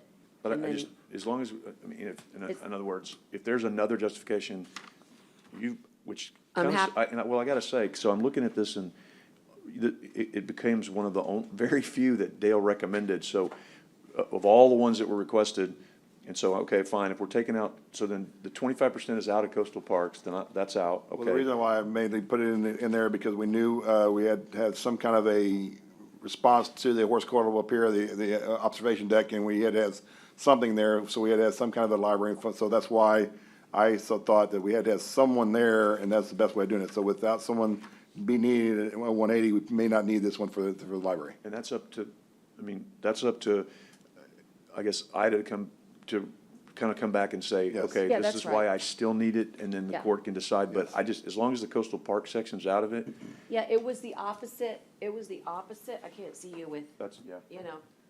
I mean. But then you can't hear your mic, so they can't hear you, so yeah. So all I was Get out gonna of the say is that you're right, that, it was the opposite, like we were trying to make certain that we could justify the new position by making certain that they had duality, but if you take that out, she needs to come back in. Right, that's all I'm saying. Okay, I'm fine with that. Okay, so the coastal parks And, part and of by that's the out. way, it's still gonna be phenomenal I think it's. out there with all of the resources that we have. We've been able to shore them up a lot more than, remember, we didn't know what we were gonna have, until, Right. I'm trying to remember her name, from UTMSI, but she did, Sally, maybe? She did the curation, and so now they're really excited about it, and they really understand. And so are the Port A schools. and Right, They so could be involved. all There's- I need They is- have librarians at their. Right, there's all we need yeah. is some We MOUs. can work, I think we can, I think you can work through I that, do. because what you want is curriculum. yes, All right, let's move forward. right, thank you. Okay, what else do we got Okay, now, between M, N, and O? We'll go back to O then, Dale. We just want to talk about our valuations for the general fund and we go to the general fund, the general fund is always the most important area you have. Basically, O3 kind of shows you our increases by your total residency and total commercial and industrial. You'll see, total residency increased by 19.81%. Total commercial and industrial increased by 9.65. So if you go to O2, if you go to the total balance where it says free adjusted taxable value, we had an increase of 14.23% of value. So that's kind of a large, last year we were around 6 or 7%, a few years before, 6 or 7%. This is the largest we've had in a large percentage of time. This will have a large impact on our no new revenue tax. If you go through the balances, we kind of give you the values from the appraisal district. And if you so want to choose, we gave you how to calculate it after the taxes, right? On P. So let's go to P. where are you going, Joe? Dale? Sorry, Tab P. Okay. P1. But, yeah. But the Okay. highlight is, you understand, we just glossed over it. I mean, somebody needs to say, OMG, that number is huge, right? It's very It's useful. 20%, guys. I mean, 19.81%. So, Now, on P1, these are the numbers we will be presenting to you on Wednesday for the rates. This shows you our last year adopted rate, our no new revenue tax rate, our voter approved rate, and what our voter approved rate would be if we use 100% of the unused increments. Going from the left to right, you'll see our last year's adopted tax rate of 0.310445, with the general fund being 0.261948. If we go to a no new revenue tax, you'll see our no new revenue tax for this current year is 0.271918. That is almost a 4% decrease in value. And is that, debt, excuse me, debt service fund, is that because we have debt falling off, or why is that going Well, down? when the way the tax rate is computed, they make you compute the 100% value, what your tax rate is, and they don't separate the debt service when you do your no new revenue tax. So that's what the no new revenue tax would be, to bring in exactly the same amount of revenue you did for the debt service last year as you did this year, even though your debt requirement may have to increase. So I don't understand, how do you, like, if debt service fund last year was 0.044, wouldn't you have to, and maybe I'm not understanding your answer because you're way smarter than me on this, so you can't change your debt service tax rate. You can't change that because you've obligated yourself. So wouldn't you put that, in my simple mind, in the general fund rate? Well, the way the calculation is, and we're talking about the no new revenue tax, when you first do the calculations, you put in what your total tax rate is for the general fund. That includes your general fund and your debt service together. Here's your rate. And then they calculate what your no new revenue tax would be, which will bring in the same revenue both in your debt service and your general fund. Unfortunately, your debt service is restricted by how much you have to pay. Right, so what I'm asking is, last year, our adopted rate was 0.044752. Right. I'm trying to figure out how it could possibly go down. Well, for example, on the value, so last year we needed around $14 million in taxes to pay our debt service. That required the 0.044752. Okay. To bring in the same $13 to $14 million this year at the current value, you only need 0.3702. I see. However, we've now added more tax value, so our levy requirements can be like 15, 16 million, not the 13 we need now of last year. So that's that- where it gets tricky when they Right. tie everything together. But I that's see, just to to bring bring in in the the same amount. exact I see amount what you- I on got debt you. service, I just got like you. you'd see on your I got you. GF. I'm sorry, That's and why that's a when we actually get to the adopted rate, the debt service rate is outside of the no new rate, of the voter approved. So you, whatever you need for your debt service is outside of those thresholds. Right. Wait, I thought that was included in the, wait, say that again? So when you actually do your adopted rate, here's your adopted rate, say you go to your voter approved rate and it's this, and you need more for debt service, well, your debt service is outside of your rates. It can be as high as Effective you rate? need to not affect your voter approved. But when you're calculating the. But when you no calculate new it, no new taxes VAT rate- requires you to put them together. Right. So in other words, if you, dang it, I keep choking. If you were to lower if you lowered the debt service fund in some capacity, that would count towards, if you had to lower the debt service, or if you could lower the debt service rate and you increase the general fund rate, you still add them together to get the no new tax rate. They both count, is what I'm trying to get to. Well, I'm once, not once, asking once, very after you well. calculate the no new revenue tax and you actually go to what you're gonna adopt, your M and O rate can be whatever you need up to a certain maximum. And the debt service has no adjustment to it. You can make this whatever you want, and then once you do that, then you determine what your tax rate needs to be. And that can always exceed 3.5 because your debt service is based on your requirements. Okay, thank you. So let's stay on this one, because even though I know we're gonna maybe take a break, but this is probably the most, well, J1, P1, are pretty darn important. So going over the no new revenue, which is the old effective terminology, that goes all the way to 27 cents. If you have already calculated for us what the max is, it still goes down from 31 cents to 28 cents. And then the last one is the unused increment. And I think it's worth talking about it again, because people do get confused. What does that mean? Do you want to just throw out Yes. what our unused increment is? For example, our main tax rate is 3.5%. So if we adopt anything less than the voter approved, so if we adopted a 0.23% rate according to these rules, and our maximum rate it was 0.24, we have 0.1 cent unused. And that combines, and for the years you don't use, you can put those together, and it's called unused increment of up to the maximum rate. They use the maximum 3.5 to determine the unused rate. Now, the only caveat to that level is, once you use any part of your unused increment, whether you use 1 cent or all of it, once you use any of it, you lose all of it For that year. for that year. So each year is calculated separately of itself.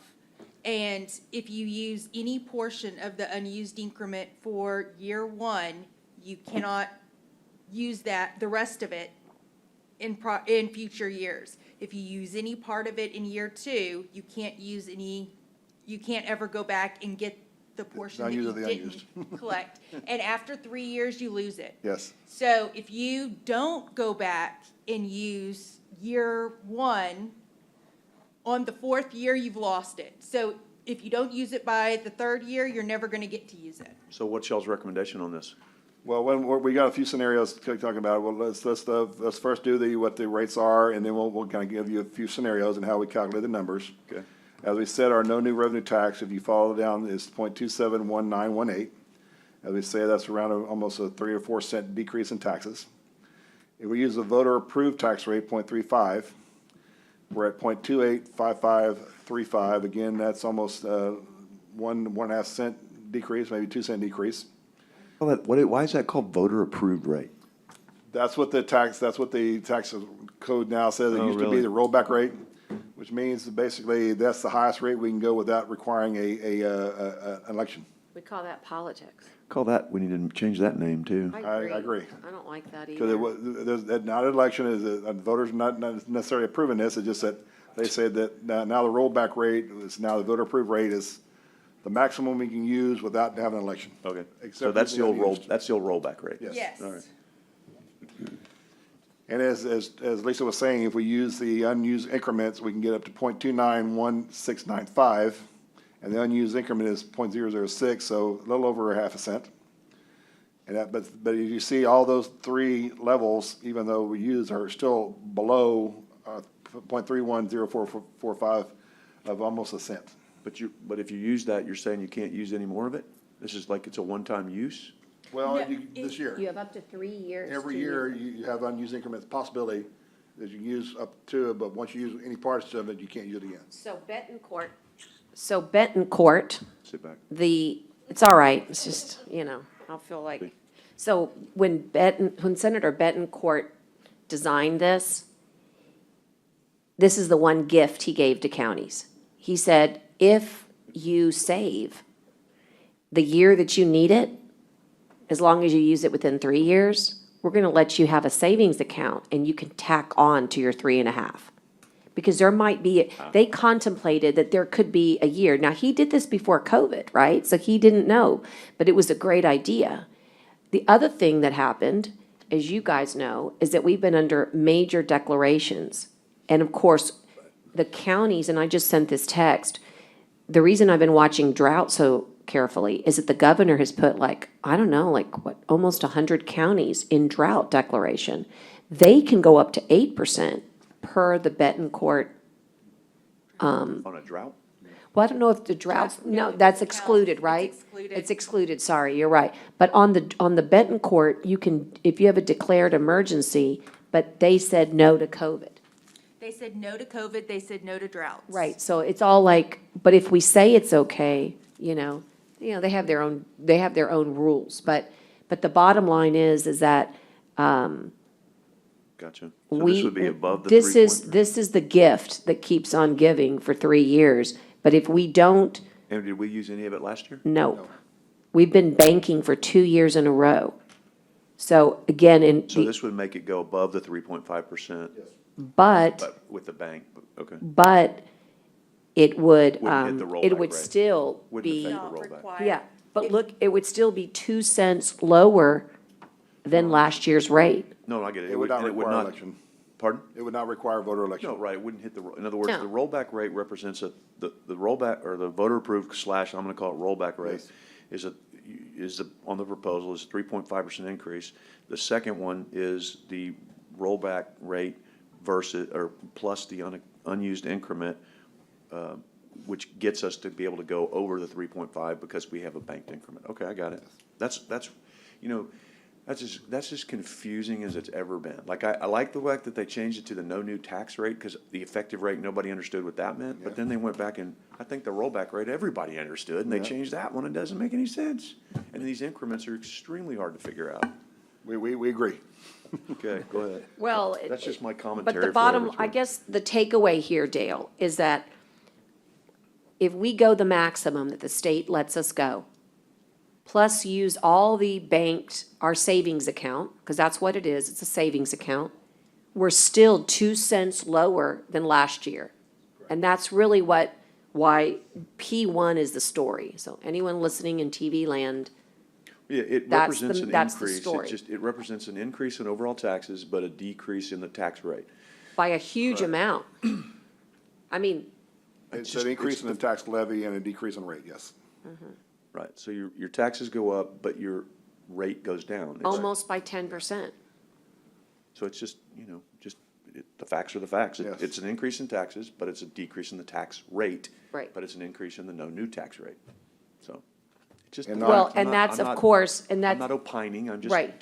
just saying. well, I was gonna say, We can opine the later. theory is that if you're one of the average people whose appraisal went up, that statement is true. We have to make that assumption that your appraisal went up. If your appraisal stayed the Pretty much same, everybody's appraisal went up. right, but if your appraisal stayed the same, God. then you'd be one of those people that would have it. You'd be one of those people I'd like to talk to for the 6 people whose appraisals didn't go up in Yeah. Pulaski County, because I haven't found anyone whose appraisals hadn't gone up yet. If you can find Right. anyone, Well, the city has already, 5 and over. it's unreal. yeah, the city has already announced that they're gonna keep theirs the same, so their tax rate isn't gonna go down. Yeah, but they do that every year and their levy goes up. That's, no So offense, that- but that's politician speak. I love my friends at the city, but That's what I was gonna their point taxes are out. still I know, skyrocketing. at least at the county, we actually lower the tax rate.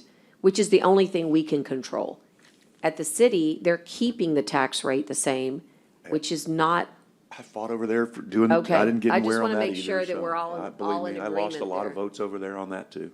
okay, so does anyone have any questions for Dale? Because today is really just an acknowledgement that these are the numbers. Now, on the bottom of P1, you'll see the hospital district as well. You'll see their current adopted rate is 0.111502.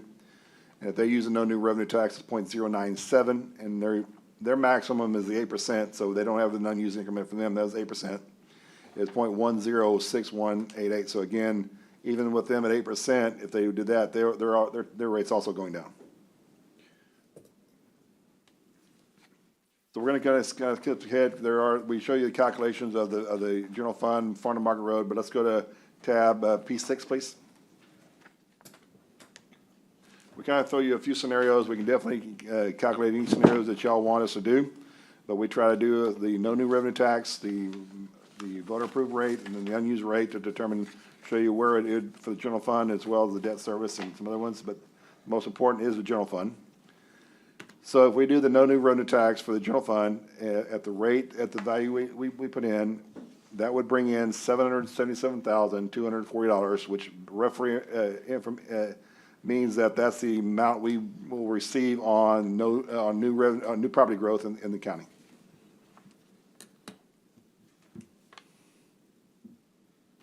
On page P7, this is where we do the voter approved rate of 3.5% without any unused increments, and that would be the general fund rate of 0.240035. If we do that, our levy increase will be $3,763,346.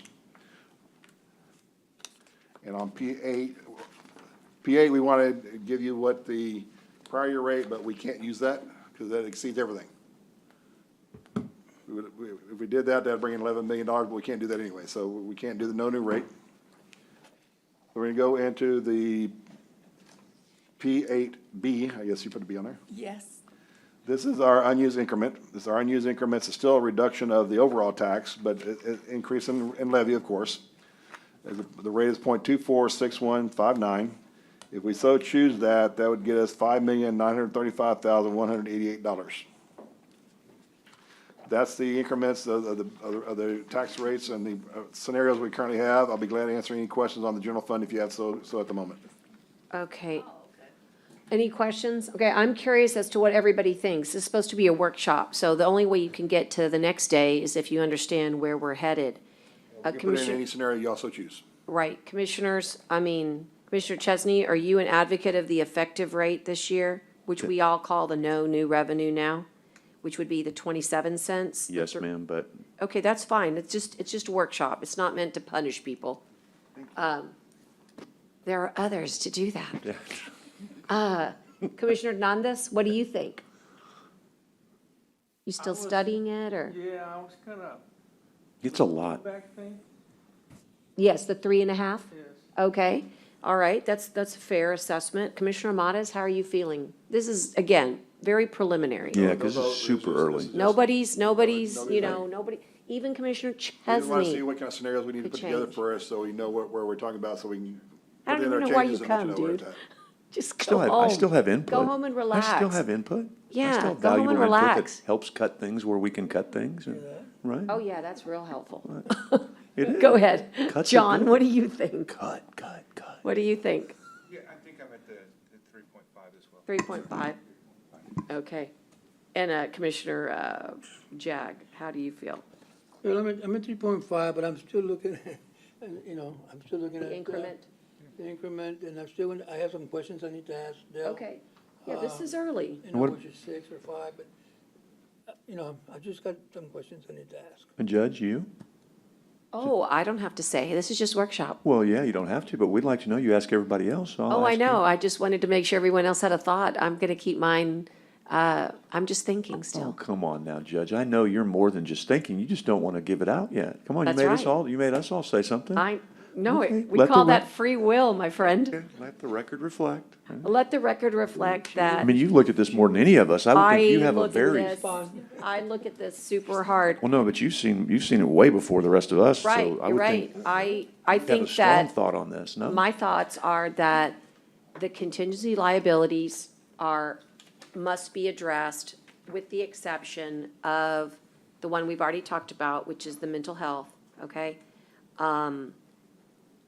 If you address everybody's needs, that's 1.131, that's a must, okay? If you add the COLA, now you're at 3244. So what this really boils down to is, do you want to give a COLA or not? If you do, you are not at the effective, period. You're just not. And that is Well, the evidenced. majority's already indicated they're not at the effective, so No, that's no, kind of. I agree, right. but I'm just saying for you.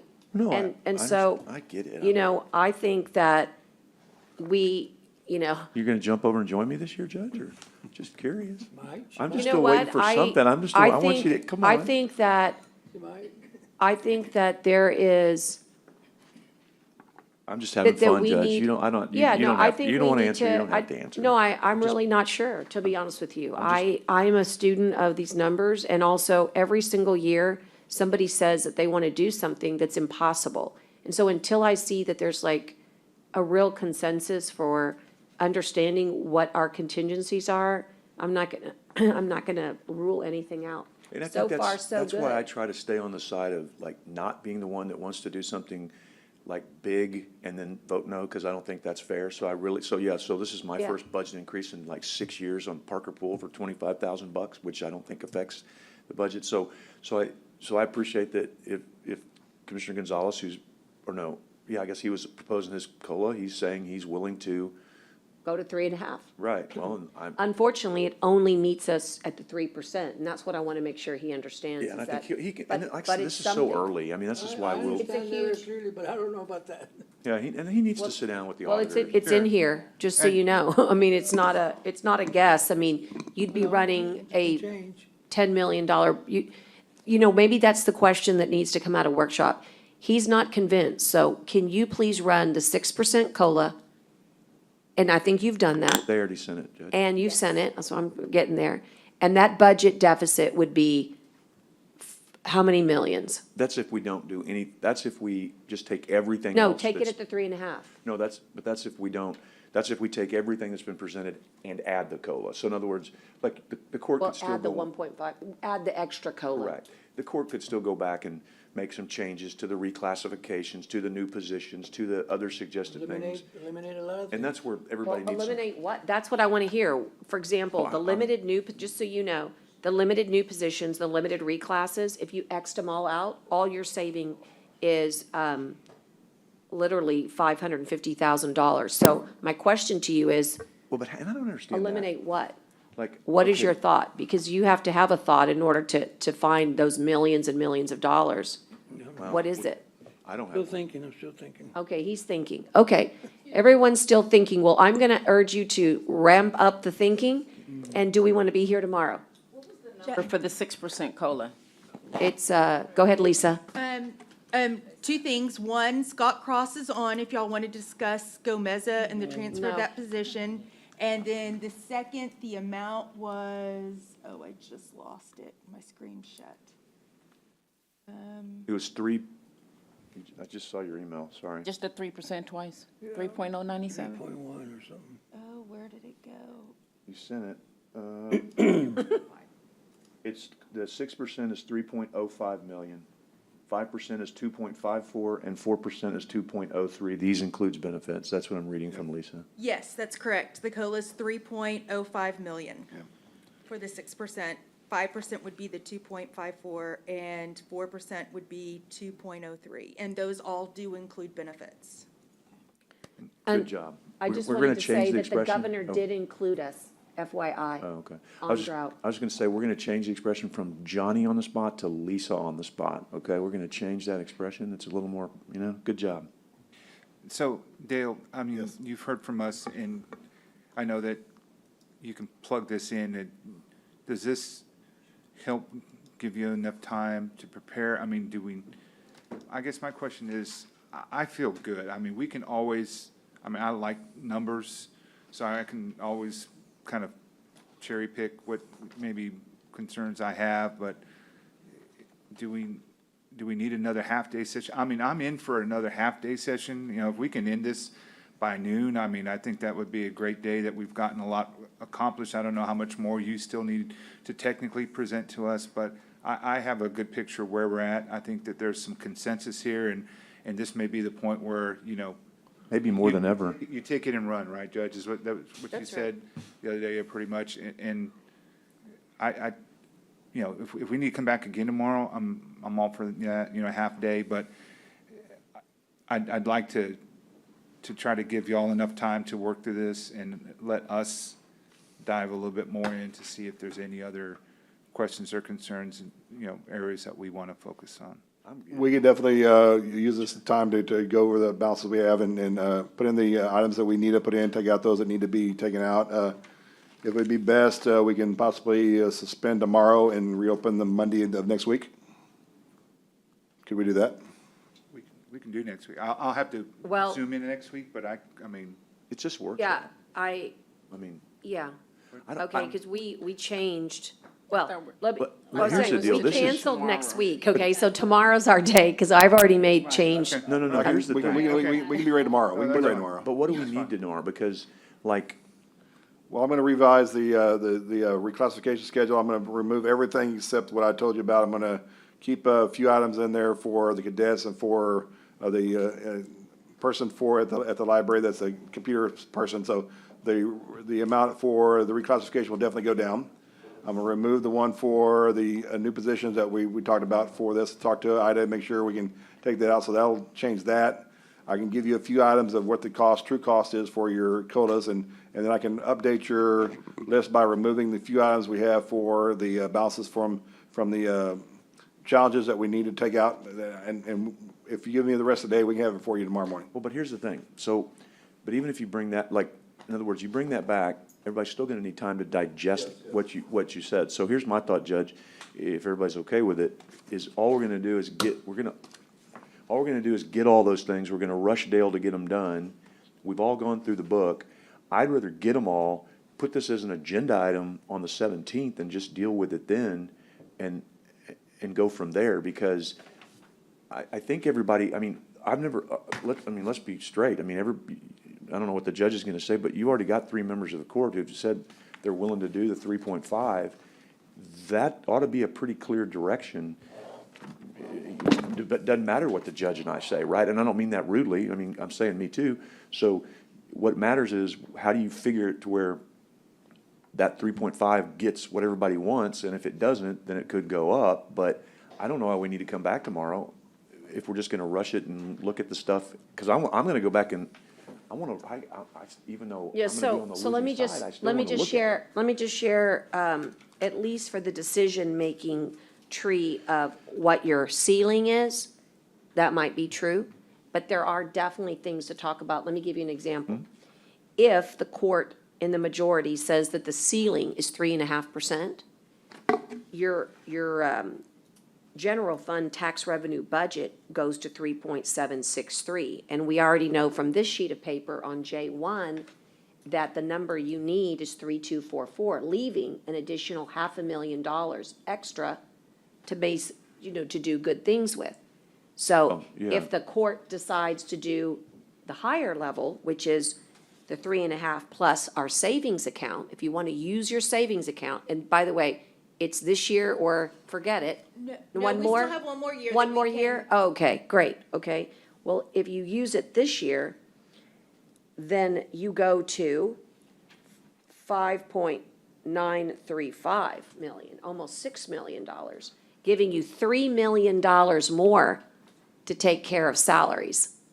Okay? So I just, FYI, if you want to take care of people and you're already committed to 3.5, what's the difference? Go do your Well, increment. and If he you're needs to at go 3.5, that's what I want to tell you. If you're at 3.5, you better go home and start figuring out why you wouldn't want to do the increment and do everything that you've been saying you want to do. And you should not do it with the COLA. You should change people's lives with a base salary.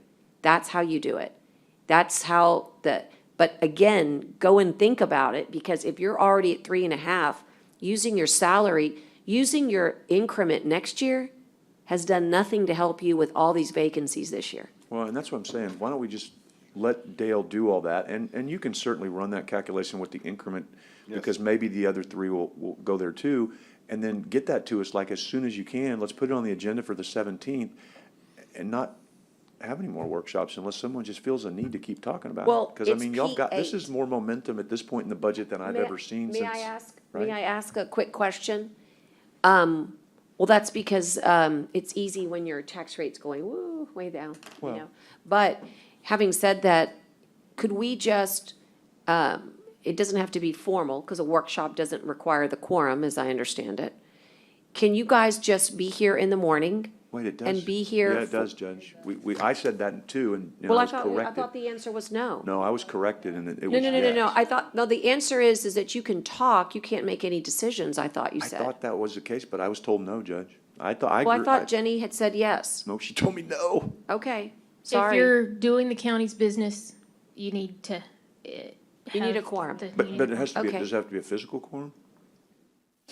That's the Now, other I thing. don't know about workshop being a carve-out for that, because it seems Okay. pretty I still, plainly. I still think that's gotta be rectified, cause that, Yeah, if you I read that was told Open the Meetings opposite, Act, the Open Meetings Act says, it says differently than what, anyway, I don't. Well, the reason I I'm was not- saying is that I was gonna say if we don't have if 3 people wanna come tomorrow, great. If you don't, then it's not a meeting, But but I we- can still ask questions. All I'm saying, Dale and Lisa, you all have carved out the time. Why don't you make yourselves available Yeah, but that's in this different than room having for a meeting, because Q&A? what I don't So want we- is there to be another situation where someone didn't show up and we didn't have a quorum, so I don't want that, so I mean, I'd like no, to- I just, I'd I'd like like to to come visit to- with them this afternoon, one-on-one, and I think maybe that's where we find more value, and you can get a little bit more input, because no matter what, I mean, and I know what I say can make a difference, and it's important for everyone else to hear, but I still, there's some tiny questions that, we can all continue to go on and do the rest of our work for the day and without taking up too much time, and more clarification on just my office on my end, so that's what I would need tomorrow for. I mean, I wouldn't need it much else. But if a majority is gonna be here, then, I will participate as well, so. I like your idea of the one-on-one time, so, I mean, We can definitely spend some time one-on-one, but we need to make sure that, because one year, we try to do some stuff, and the county attorney says we can't do something because it violates the Open Meetings Act, but we want to make sure there are no problems, and we will definitely meet with each of you. We're going to go through and make the changes we have for the discussion we've already talked about to try to reduce some of the costs of our challenges and reduce some of the reclassifications and put in some of the codas at different levels to see what y'all see what the best impact would be. And then we can do some areas, but as Commissioner Chesney was saying, the 17th is a record vote for your rate, and that's where you're setting the ceiling. And whatever you decide the ceiling is, we cannot go higher than that. Right. I think we should wait. I think unless, I just think we should just put this on it's on the agenda on the 17th, and let's just, We don't have a ceiling yet? no, we No. don't, we do the ceiling on the 17th. 17th. So That's then, the whole, are you for And the that- 3.5%? Right, that's gonna be the real Or are you for meat. the 3.5 plus your savings account? I mean, I would prefer that we don't meet tomorrow and let them do their thing, because we've rushed on before, and that hadn't turned out so Okay. great. We've gone through All right. everything, and as we said, there's not there are some contingencies and there are some challenges, but we've identified those challenges. It's not, we give you as much detail as we can on the rest of the items on why some of the stuff we believe has to increase for meal costs, for insurance costs, for our vehicle lease costs. There are some requirements that we had, and we put those numbers in, and we'll be glad to go through anything we want to with any of you. Right. And again, once we set it, we can still go back and figure out, like, if you use your savings account, then you're gonna wanna talk about salaries, right?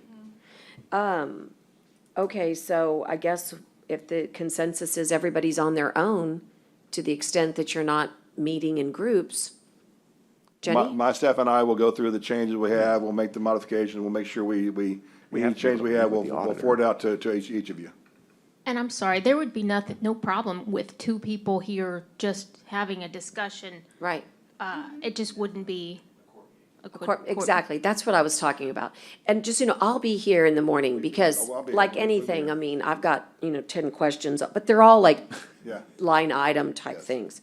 But I think the most important thing is, yeah, please go study, whether or not you think you can, I'll let you know, what your thoughts are. I'll let you know this afternoon what I'm asking for, see if I can get that. I'll let you know this afternoon what my Okay? questions are. And the only thing I would ask is if there's a question, that you generate a report, circulate it to We'll make sure everybody. everyone Right? gets it, yes. That's the fair thing to do. Okay, well then at 11:35. So are we canceling tomorrow? Okay. Yes. And then on the 19th, we send out the elected official salary notices. So if you're gonna do whatever percentage on that COLA, gotta do we that kind of by- need to know gotta do by where we're going. Good point. gotta You be done send Well, those, but that's I gonna sent 'em- happen on the 17th. right. So Well, you'll you know. take your, I mean, you set your Oh, ceiling, you only but set your ceiling, Oh, you you only don't. set your here, we're ceiling. kind of getting a feel Okay. for But- what You know we're what gonna I would do But is that's what I'm can't we saying, we s- could discuss it if we We put it could. on. Yes. And We could. just say, if, Yeah. well, I think. Well, I mean, we it sounds should like just we're gonna ask have a all pretty the good idea on the electeds. 17th. The 17th, y'all can work, y'all can set the rate, and if there's a COLA information that y'all want to go ahead and vote on, y'all can make that as a record vote for just the budget portion Right. of the COLA, then Hey, everything can and- be fit And I'm in. just curious, Commissioner Chesney, because Yes, ma'am. you've heard, as you say, you got the sneak peek, Sneak peek. knowing what you know about salaries. Sneak peek of what? Well, you got the sneak peek of the 3.5%, Oh. the interest. But knowing what you know about how off our salaries are and what you said is so accurate about jumping off the cliff. We did something good with all the ones that were supported by ARPA. On Friday, we did that, what was it, 68, 60, 40? 40-20, I'll give you those numbers too. 40-20. So we got that under control. But there's all these other folks that are so off base. And, they're mainly the ones that you hear about in court. And I'm just wondering if you could not maybe think about supporting the 3.5 or the increment. Well, really, 3.5 won't help us. Forget what I said. Okay? Increment, okay? Only this year, because it's the only way to actually adjust salaries. Other than that, you could wait, but the longer you wait, the more people will leave. So my thing about the 3.5% What I'm concerned about. is that it does do some good, don't get me wrong. But really, all it does is give you a 3% bump without really addressing the right salaries. Well, but he's And so- saying, he's advocating 6, and then that would have to include the increment. Well, that's the only thing I was gonna say. Well, I'm But the just saying 6, that's- yeah. yeah, that's getting- I just don't know if 6 is, again, the reason we do salaries compensations is because it might be 10 for her and 3 for her. Or, do you see what I'm No, saying? he's saying 6 across the board, though. I know 6 across the board, but I don't know if that's accurate, that would really, in other words, the salary for, I'd that's have to huge. ask Jenny or the DA, would 6 be the right amount? Because if it's not, are you really making, Well, but am I making a difference? Well, no, but Judge, Do you see what I'm saying? she's not the right person to ask, because she's got already recommended reclasses in there that would, I don't think it wouldn't take away the reclasses.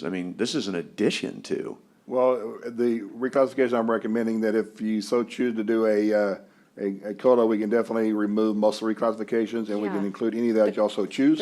Well, but if you Reclass don't, but was if in you, lieu but of, if you don't do that, then you would take those out. no, but if you don't, but All like- I'm saying is that, he's got some of the COLA in here, right? I've So got some of the- reclassifications in there, yes. Some of the Some. COLA's already in there, right? So you don't have to take out the reclassifications based on what he's proposing. Well, the reclassification is only $200,000 if you add all the It's so low. reclassification out, but if you go to the 6%, you may want to reduce it some, but that's definitely, it's a court decision. No, but you- It's but- all and I don't recommended, understand. it's definitely yeah, a all court I'm decision. saying to you is that it's not always in parity with what's needed by the certain offices. And some of the reclassifications are in search of bringing things back into parity between similar job right. descriptions. And that's Right. what, yeah. Like, for example, Commissioner Gonzalez, in the example that I gave, if you take everybody and you evenly distribute the 6%, it doesn't change it doesn't change the fact that they're not being compensated adequately. So like those 4 people in the jail that haven't gotten their raise in 16 We years, can make an allowance for those 4 people, I guess. See, I don't understand how people got where they're at, other than department has not been on top of it, that's what happened. so. But I think this, Well, again, if the employee is hired as a clerk and they never decide to take a promotion, they get a 2.5% raise every 3 years. And that's All they it. get. but I think that's where But that's their choice to stay in the we're position. kind of talking. gotta we're have your kinda talking HR A lot of, So, it's a special. It's a special issue situation. we need to look at and say, how do we fix it? Right, but I'm saying to Like we do a you, lot. that's just one department. I'm suggesting to you that it exists countywide. Yeah, And- there are several departments that have I just interviewed someone that works in the sheriff's office that's got a master's degree that's paid at a pay group 19. And that's that's- lower than our cadets. no, but I mean, but we do that all the time, and Yes, yes. we do this all the time, where we see an area of discrepancy, like last year it was the DA's office, right? Maybe this year it's the county attorney's, I mean, we've been doing this, maybe we don't do it all at once. That's fair. Okay, but we But have then- been doing But it. then look what happens. So we've been doing it. We've been answering yes every time they come in. And then guess what it's gotten us? Nothing. Nothing. Because now they're screaming that all these vacancies are due to pay, which I dispute. But Yeah. having said that, I do too. but having said that, we've been taking it piecemeal and not following the compensation study. That is where I'm saying to you that if you're Well, then if you're get with the asking me auditor. how I feel about it, I love the idea, if you're gonna go to 3.5, Commissioner Gonzalez, then you would want to go to the increment, because you'll never be able to adjust salaries correctly without it. But if you do it all across the board like this, you're not making a change. So then are you advocating, Judge? I'm not for the advocating for increment? anything yet, because I actually like more than 24 hours before I make decisions. I Okay, think no, we you all asked should rest You on asked it. all of us for positions, I'm just I asking you know. for a position, and you. All I and you can don't say have is to you give shouldn't one. have answered, you should be more clever and say, I'm thinking. Why, if I'm being honest, I mean, I'm not. Well, you don't have anything to lose, because we all know that you've never voted except for once, which you got, that was a good move. You've never voted for anything but the effective, because that's your philosophy.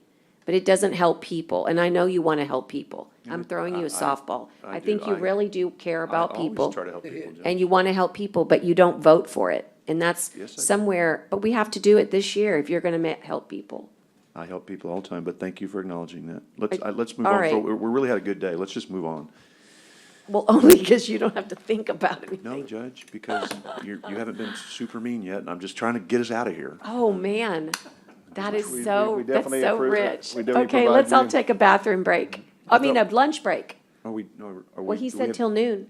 No, do we have anything else to do? Well, we just go, we got some Haven't scenarios been of this. super I mean believe yet. we've reached an issue that we can, my staff and I can go through and make the changes we have.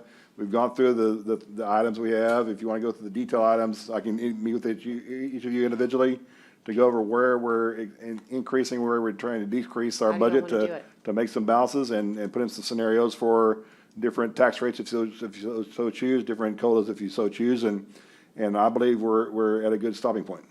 Guys, do you believe that? Would you like to take your lunch break? I'm ready. I think we're at a good Commissioner stopping point. Hernandez, do you want to take your lunch break? I mean, do you need to do anything more this afternoon, Dale? Well, we're gonna go and make the changes my staff and I know we need to make changes for, and we can meet with each of you commissioners individually if you so choose. If Commissioner Gonzalez and Commissioner Minos, if you wanna meet with us today, we're available. We're available tomorrow anytime for any of the rest of you. We can come to your office, you come to my office, whatever be the case, and we can make the changes, and once we make changes, we'll make sure everyone gets to those I changes. think he's saying he thinks Okay, we're done let's for the adjourn. day. Yeah, that's what I think. Let's just adjourn. Okay. We'll see you guys back on here on Wednesday for regular court. You're also available this afternoon. Okay. Thank you, guys.